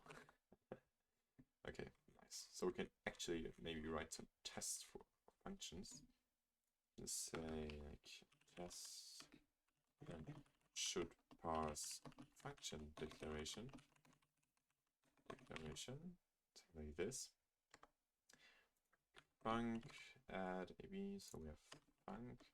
Then we have a block statement, a return binary. Okay, that's correct. So we just need to add this return test node, I guess. And now we have to return the return statement, push return, and we visit the return value expression if it's there. So if we had some return value, okay, cool. And we'll probably also need a call expression in here. So we can just say visit a call expression, call visit expression. No, we don't need that. Okay, cool. So that should probably work. Okay. Diagnostics verifier. Okay. So we can add an expect here. Compilation failed. That's fine. Okay. Test runs. Mission accomplished. Very nice. So next up, we should test if our function call expression works.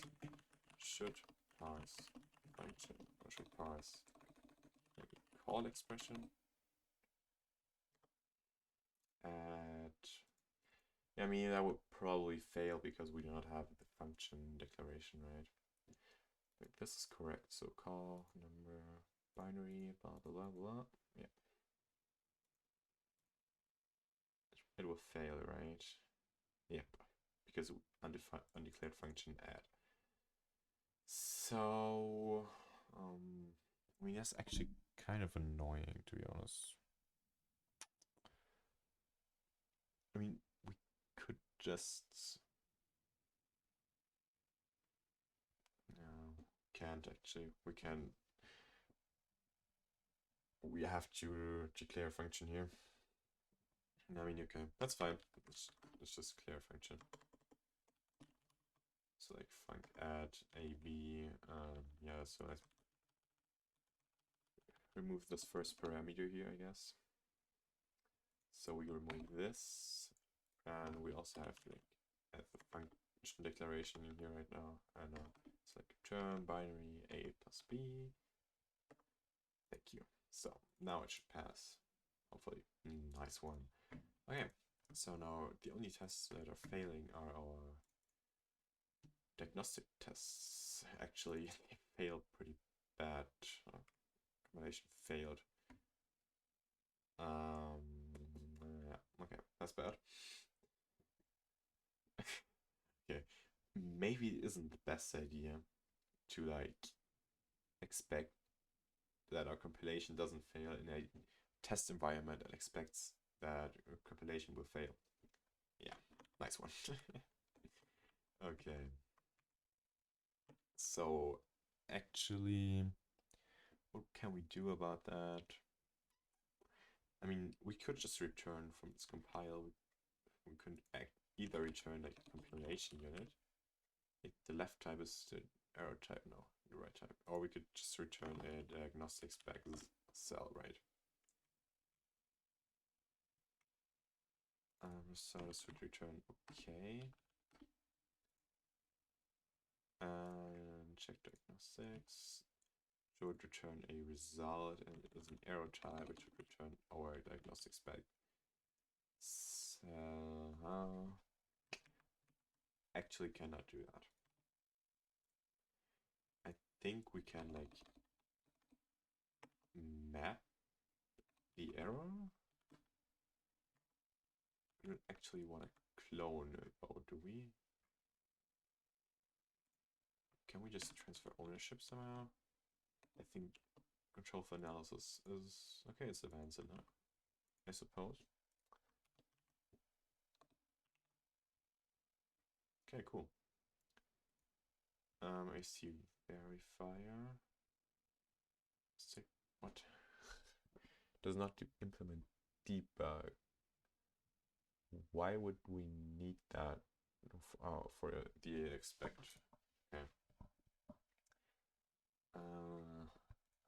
Yeah, I mean, just implement debug here, I guess.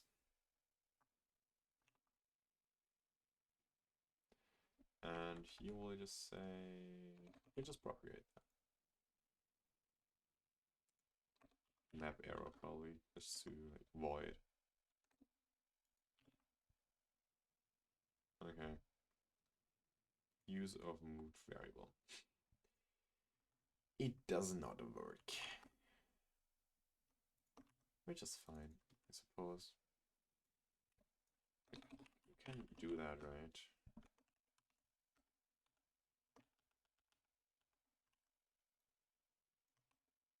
Cool. And I think I want to remove like clone trade from here. To be safe, I don't want to clone diagnostics by accident somehow. So now we can just say, okay, we don't need that anymore. And we can just say our diagnostics are going to be match compilation unit. If it's okay, then, I mean, okay, it makes sense, because if it's okay, we don't have any diagnostics anyway. Yeah, I suppose. We don't even need to store that in a net binding. You just return it directly. Cool. Maybe tests will not fail now. Yeah, sure, nice thing. Expected end index 3 found 1.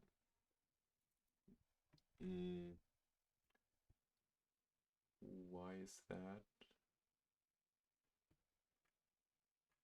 Undeclared function A, expected end index 3 found 1. Where do we expect an end index of 3? Wait. Oh. Okay, we did not specify this here. Makes sense. So, something like this. We could probably just add a check here. I mean, wait, what? We did that. Well, wait, how? Expected should be 0 length in this test, right? If we did not specify this. Okay. Interesting. Expected 1 diagnostics, found 0. Okay, that makes a little more sense. I think what I wanted to do is I wanted to assert the length of the messages, and yeah.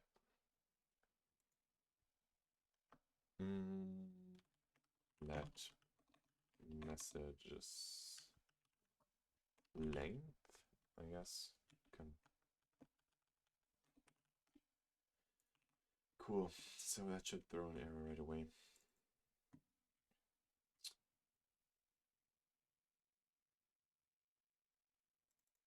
Alright. Okay, maybe not. I don't know. But so these tests fail, right? Yep. So let's fix this test. It's like undeclared function. Okay. So how do we do that? We just go into our resolver and say whenever we have a call expression, we just Wait, we actually do that. So we should report this undeclared function actually. Somehow we do not, which is not so cool. Undeclared function. So if I try to call like a rule like this will give us an error, right? Yep, undeclared functions. So why do you fail actually? Okay, so we have the right amount, but like just the wrong span. So this, wait. Oh, we have to move this. So now this test will pass. Next one. Should report error when function is called with the wrong number of arguments. Okay. So that's the next step we have to take in our resolver. So in our call expression, when our function is not none, so we probably will need to replace that with a match, like match some function. Function is none. We'll do this, else. We'll just I'm gonna check for the right amount of arguments. We're right now in the roadmap. Right now, I think I kind of forgot about the roadmap, to be honest. I didn't enhance it. So, I mean, the plan for today was just to add if statements, while loops, and scoping. But we implementing more binary operators like bitwise and stuff like that, to also implementing unary expressions, so you can now negate numbers and like do bitwise not, I think. And we have added tests, so we can ensure that our compiler works as expected. And we have added if statements, while loops, and scoping actually. And we have added many the main relational operators like equals, like equality check, not equality, like bang equals, like greater than, less than, and so on. And right now we're working on functions. So right, like actually on function declarations and function calls. Yeah, a lot more stuff. So I mean, I had some spare time today, so I thought, why not?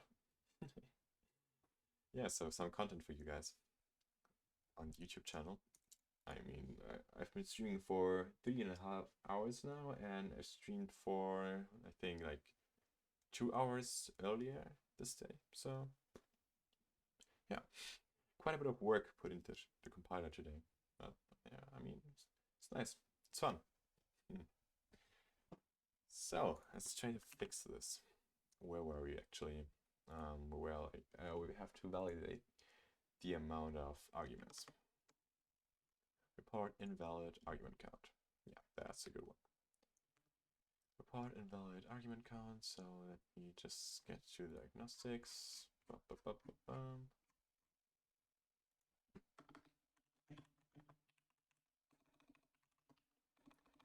Report invalid argument count. Expected invalid argument count for function. So I think I like the error message better that I specified earlier. Function A expected 2 argument was given 1. Yeah, okay. So let's use this error message actually. Function A expects arguments but was given nice. So this should pass now. Okay, nice one. So next up, we should add error reporting when our function is already declared, which makes sense. So once again, we'll go back to our resolver and actually to our global symbol resolver. And we'll check like if we declare a function, where are you? Okay, we can't actually declare functions in here. We can only declare function here, right? Can we? Yeah. and here we'll return a boolean, which will return true if the function was created successfully. Actually, yeah. I mean, I don't like booleans in Rust that much because pattern matching is pretty powerful. So maybe we could add like a result type. Yeah, let's do result. Yeah, let's just do double void. We don't need any returns here. So insert, it's like a method I can use that returns something like this. Like insert contains key. Remove, no. Yeah, I guess. I would just return okay here. And we just check if we already contain such a function, then we can return an error. So we can actually match this. And like, if we get an okay, that's fine. We don't need to do anything. Here we'll have to report stuff. So say self-diagnostics, borrow, mute, I guess, report function already declared, and we'll pass the identifier.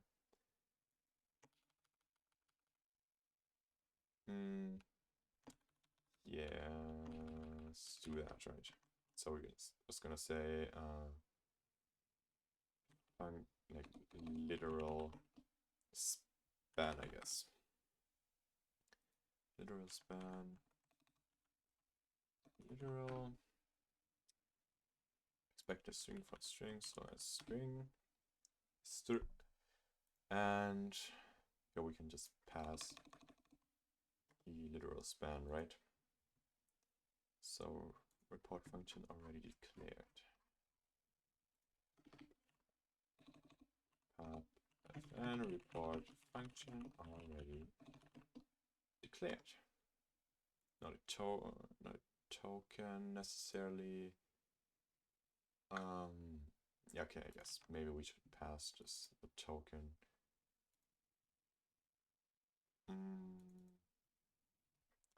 Yeah, we're just gonna pass the token here. Identifier. Okay, so this should pass now. Cool, it does. And next up, report undeclared variable. When variable was declared in inventory scope. Okay, why do you fail? Because this should actually pass. Not pass. Did we mess something up? I think this assert here kind of messes with our tests. Okay, no, it doesn't actually. Okay, this is actually weird because this has worked before, right? Let me see that. Let me just copy this input and run it normally. Like this. Okay, maybe not run the tests, but the actual okay. This actually runs. Okay, that's not good. Should not work. So that's probably a bug in our resolver. I mean, like, that's perfect example for why we write tests, right? Because I would never have noticed that if I didn't write this test. Because this has worked before, right? But it does not.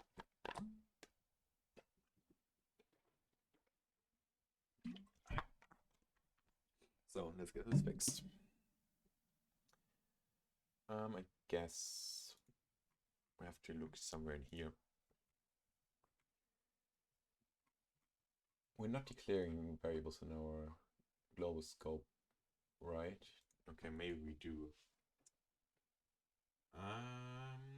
That could actually kind of be an issue. So if we declare this in our global scope, it will be available throughout like the lifetime of the program. So if for some reason we do not declare a new scope, where's the test? If we do not begin a new scope and we think that we're still in global scope, we declare this variable in the global scope, which means that the compiler thinks that is still available here. So this could be an issue actually. So let's see. I mean, it should actually be implemented in that way, like last mute declare variable. Oh. Okay, I see what's going on here. We're always declaring the global scope, which is not what we want. And now this should probably pass. Nice one. Okay, all our tests pass. That's pretty cool. So I think we need to sum up what we have done so far. Like a little showcase, I guess. So what can our compiler do now? So this basically, I think we need to add if statements and while statements, and then this is a pretty good showcase of what we have done so far. So basically, we have now implemented functions, like function declarations and function calls. We have implemented scoping. So when I now say, okay, I want the value of a, it's gonna be actually 1 plus 2 and not 10 because a is declared in a different scope here and it's dropped right before here. So it should be 3, what we see on the screen, and it actually is. So that works as intended. And actually, if we like change the value of a here, it's 20, a will still be unchanged, right? So that is also pretty cool. But if we move that up, a will actually be 20. Okay, it's not. That's interesting, actually. Because this is not intended behavior. Okay, I think I just found a bug. So we can write a test for that. No, we can't actually. Because we have not written tests yet for our evaluator. I think that's kind of a bug with the evaluator. Yeah. Right? Yeah. It's a bug with the evaluator. Like, because if we insert a new value, what we do when we assign, we do not insert currently in the scope that the variable was declared in, but actually in the current scope. So like, I think, yeah, that's a problem. We can fix that. Let's just fix that without writing a test. We'll write evaluator tests once we implement the new evaluator. So, right. So this is the error. So we just take the last frame and insert the identifier in the value. What we actually have to do is we have to find the first declaration of an identifier and insert the value there. So, I don't know, can we like get a mutable reference from an iterator? I think so, right? Iter mute? Yeah. Exactly. That's what we want. So I think now the program should work as an 10. Oh, or maybe not. Maybe we just crash. Frames get identifier. Okay. I mean, now that makes sense because if the variable does not exist, it is not inserted. So we have to insert here at the end. Now it should work. Yeah. Actually, no. Okay. Maybe we should not do that, right? Maybe we should extract this logic into a separate method called like update. Yeah. And here we should just panic, I guess, because that's undesired behavior. Yeah. So if we know that the variable has to exist, we can just say update. And now, please just work. Thank you. Okay, so now a is equal to 20, right? Because this a refers to this a. And if we change a after that, like 15, it would still be 20. Yeah, okay. Nice. And now we can actually like showcase while loops, maybe. We can do like, I don't know, while a is less than 10. We just increment a. So a should be 10 after that. And then we can say if a is greater than 10, we just say, what do we say? We can say a is equal to 25, else a, that's equal to 5, okay. So in the end, a should be 25, right? If that works as intended. And it's 20. Yay. Ah, okay. Wait, how is it 20? Okay, makes sense. Because we just set it here. Okay, maybe we just remove this else body.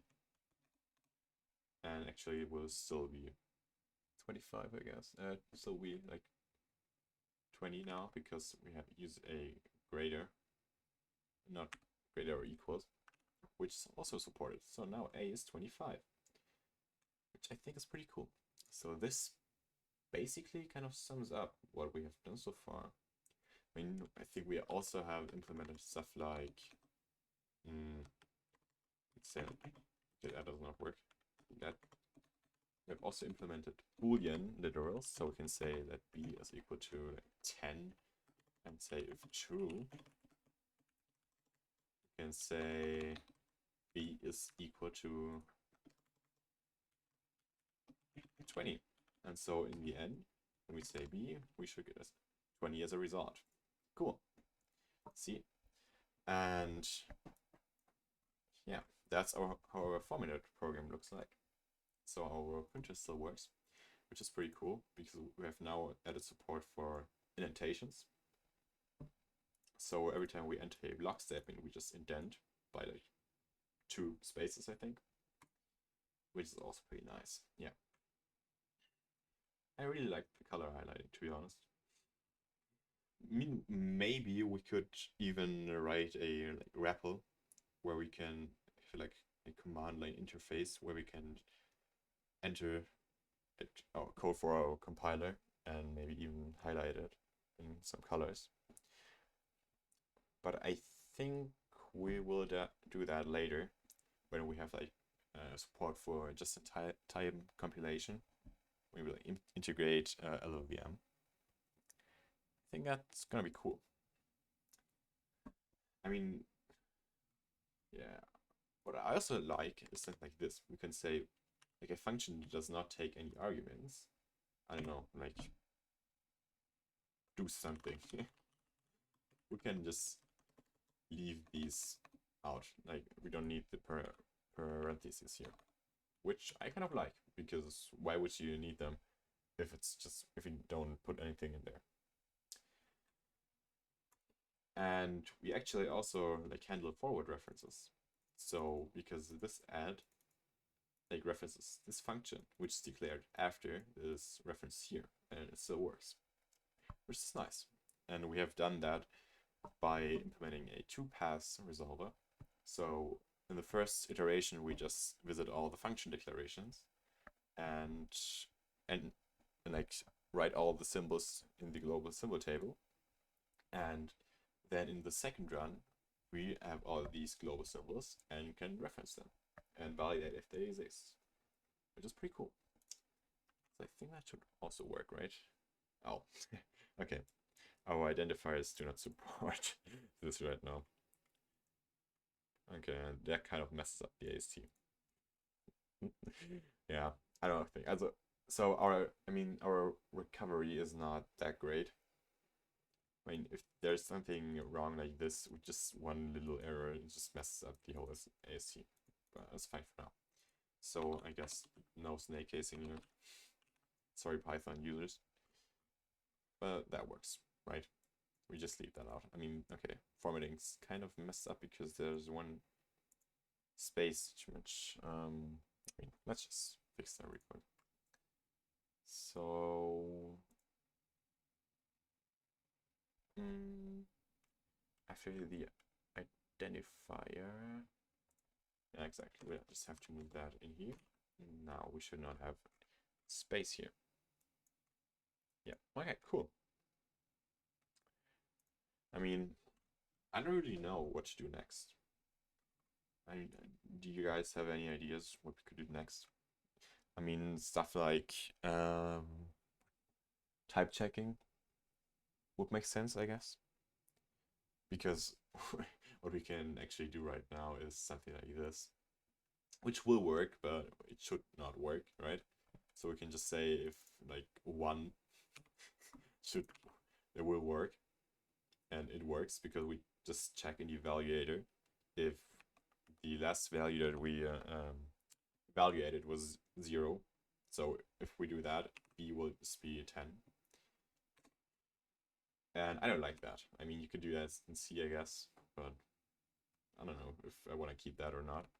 And we'll need type checking sooner or later anyway. So, I mean, that's something that we could implement. You could also implement like more control flow structures like for loops and maybe like do while loops. I mean, that's kind of boring, to be honest. I don't know. Or what we could do, well, what else could we do? I mean, we could try to lower our current code, like everything we have so far, into LLVM IR, which would also be fun. So we can like compile to native machine code. That or type checking. I mean, for LLVM, I think we need static types anyway. So we need to know the types of each expression anyway. So probably need to do type checking before that anyway. I don't know. What do you guys feel like? Or do you have any other ideas that I can't think of right now? Like, I don't know, string handling. Strings. Yeah, I see. Okay. The strings would be fun. I mean, yeah. Strings would be kind of hard to integrate in our evaluator. I think we have to do some changes here, because currently we just store like an integer for each variable. But if we also have strings, we'll need something like any. I don't know. Does that actually work? Like type like any. Does that work?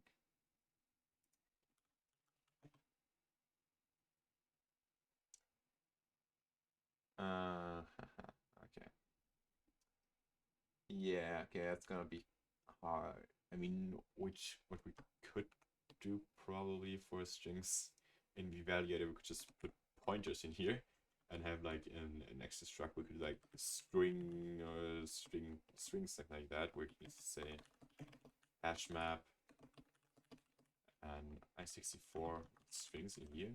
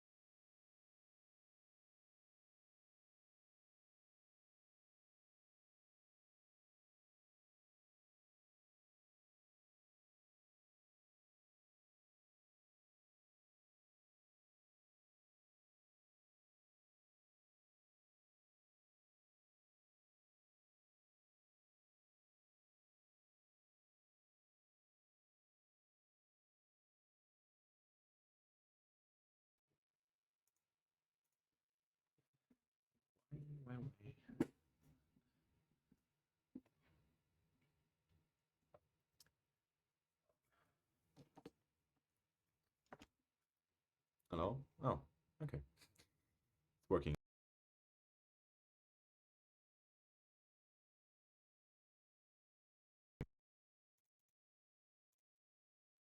Hello? Okay, it's kind of weird. My audio just cut off. Yeah, I switched to my old mic for better quality, and it seems to not work the best anymore. So for now, we're just gonna use my laptop mic again. I don't know if you even notice the difference in audio quality. Would be nice if you did. If not, then yeah, doesn't really matter now. So, but I don't know, like, for how long my audio was cut off, but I was just said that we probably need type checking for everything. So that's what we're gonna do next stream, I guess. And also said that, okay, that's fine. But I'll just use my laptop mic for now.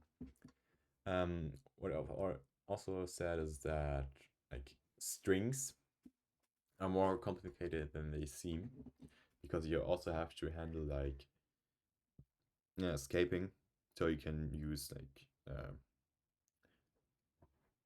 weird characters in the strings like quotation marks, for example.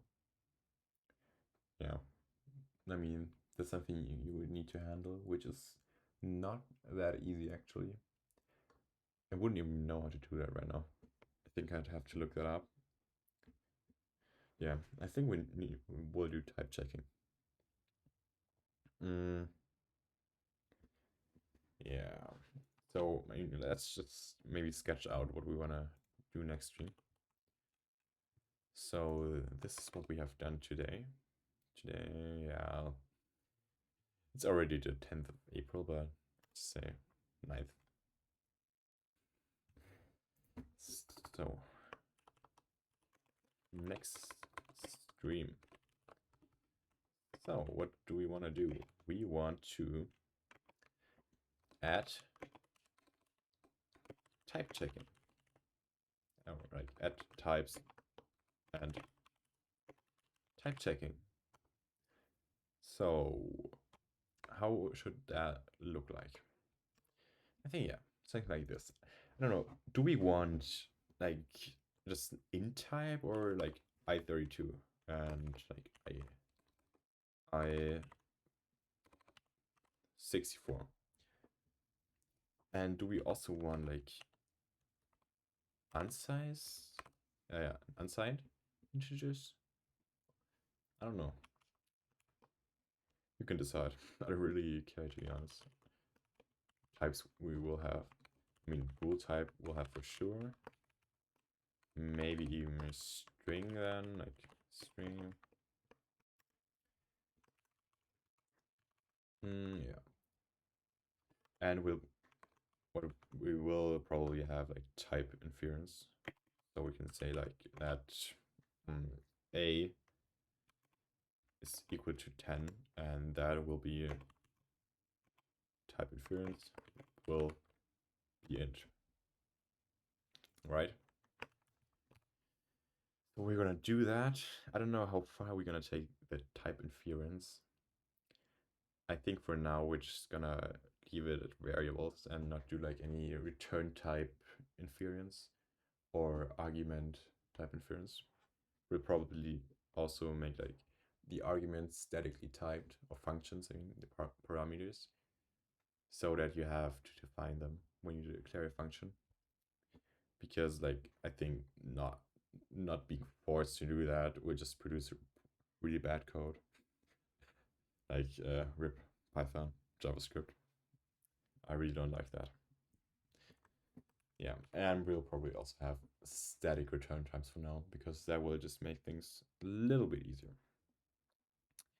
And after we have done that, I think we can get into IR lowering. Yeah, so I don't know how long it will take to implement these types. We'll see. I just write down like IR lowering. So I don't know if you guys know what lowering in general is, but like something like this high level construct, for example, let's just say that x equals 10, and then we say like help. Okay, GitHub Copilot, like get out, please. Disable completions from Markdown. Yeah, we're gonna do that. So, we say something like, let me indent that. So if like x is greater than y, we say like x is to 20, else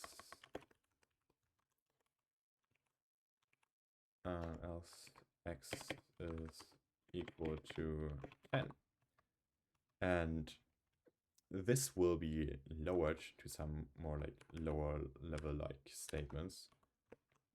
For example, this would be something like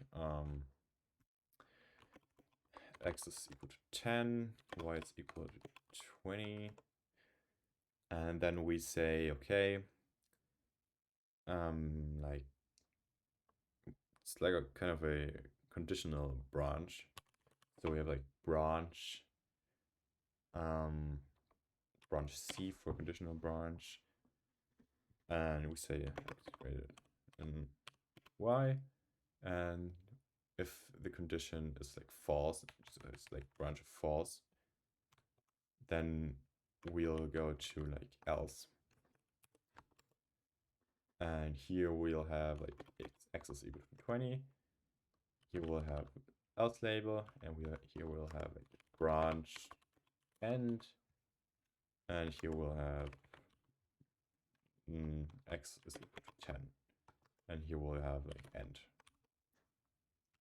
and blah blah blah, and so on. Is that correct? Like something like branch of false. Let's call it like that. So branch of false. Like actually, just go to a false.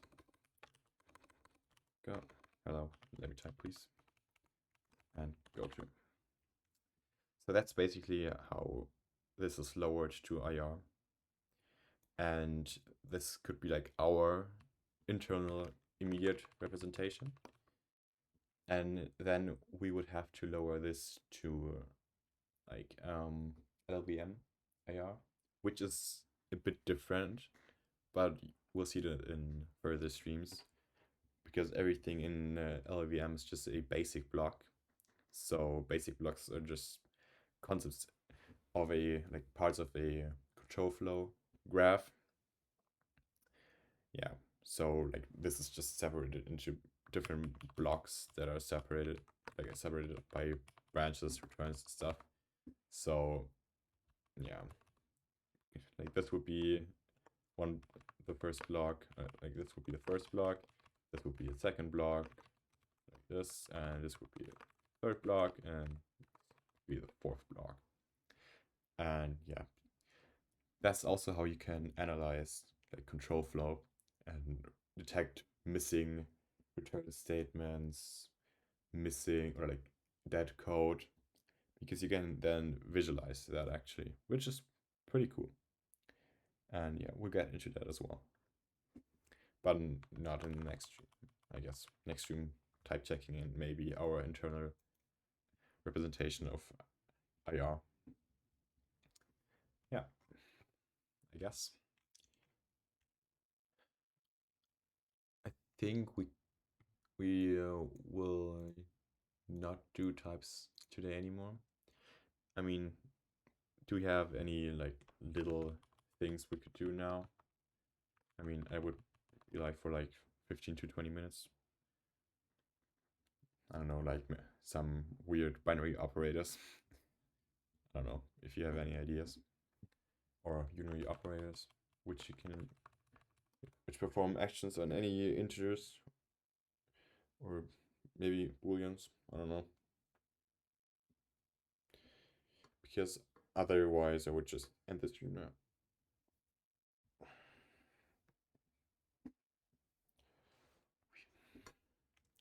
Yeah, no, wait, let me just write strings as well. Add strings.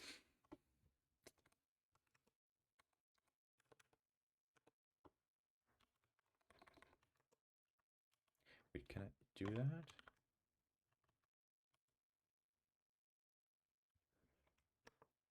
Maybe. So what should this look like? Okay, wait, that's messed up. So something like hello world is equal to hello world. And we can probably also escape something like this, maybe. This should be valid. I don't know.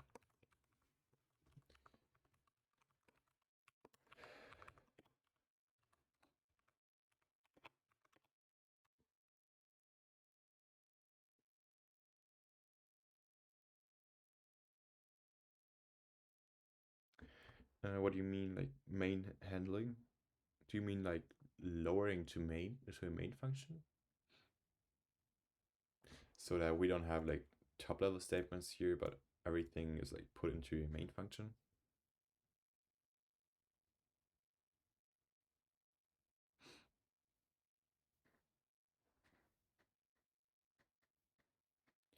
I mean, so if you mean that, that would be like, would not make too much sense as of now, I think. Because we would do that when we lower into IR anyway. Yeah, okay. I mean, I don't know if we want to enforce a main function, because I don't really know where I want to go with this language anyway. But like, I kind of like this scripting aspect, you know? You can just write top level statements and they'll be executed. I mean, we could enforce a main function, of course. Yeah, I don't know. So like when we lower to IR, we need to put everything in a main function anyway. So I don't know. Like this will, maybe I can illustrate that here. So that will just become like main. So everything will just go in here. All right. Yeah.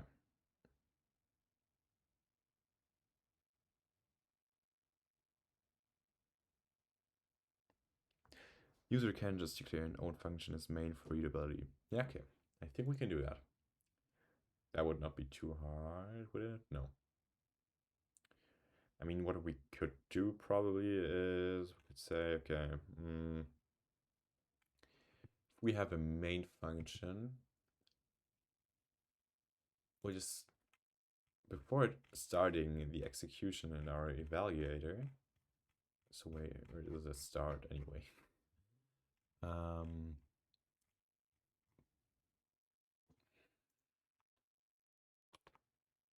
Yeah, so we visit here, okay. I guess it's not that hard.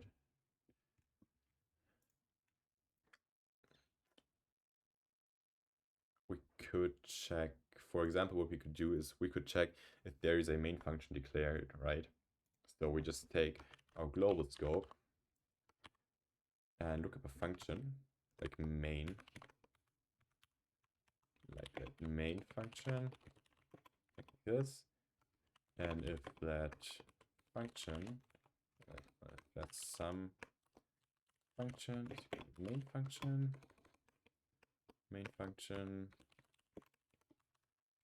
then we'll just say self st. Okay. Does that even work? I think we have to do it in the evaluator itself.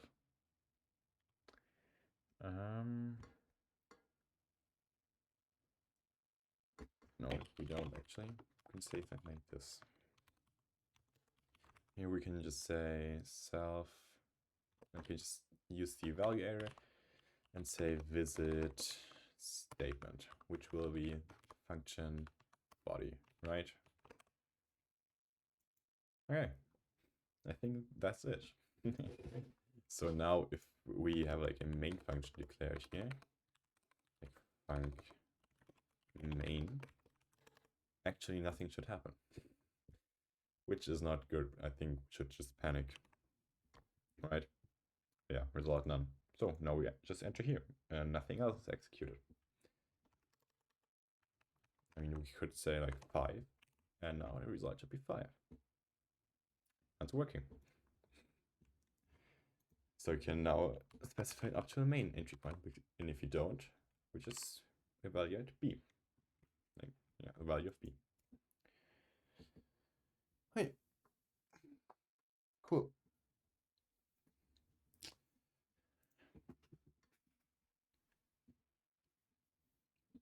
Okay, okay.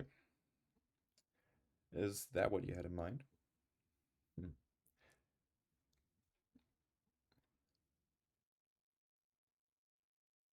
Yeah, exactly. I mean, like, yeah, common approach in like languages is JavaScript would be to declare, to say, okay, I have a main function. Let's just call it. Like, I don't know. It's just not so nice. But I also really like that, yeah. So you can just declare an optional main function.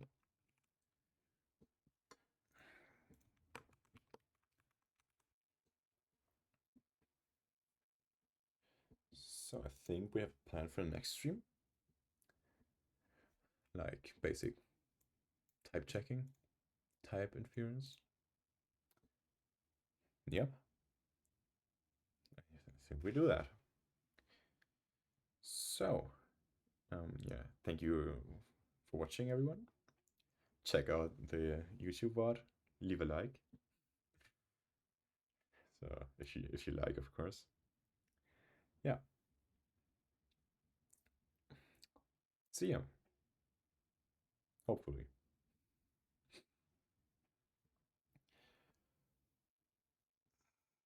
Yeah. Have a good evening. Thank you for watching again. Hope I see you tomorrow.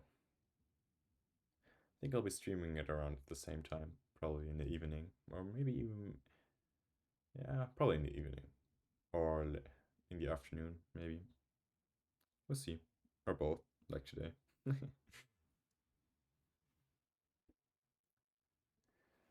Cool. Then see you tomorrow. Cool. Very nice. Then, yeah. See ya. And have a good evening, everyone.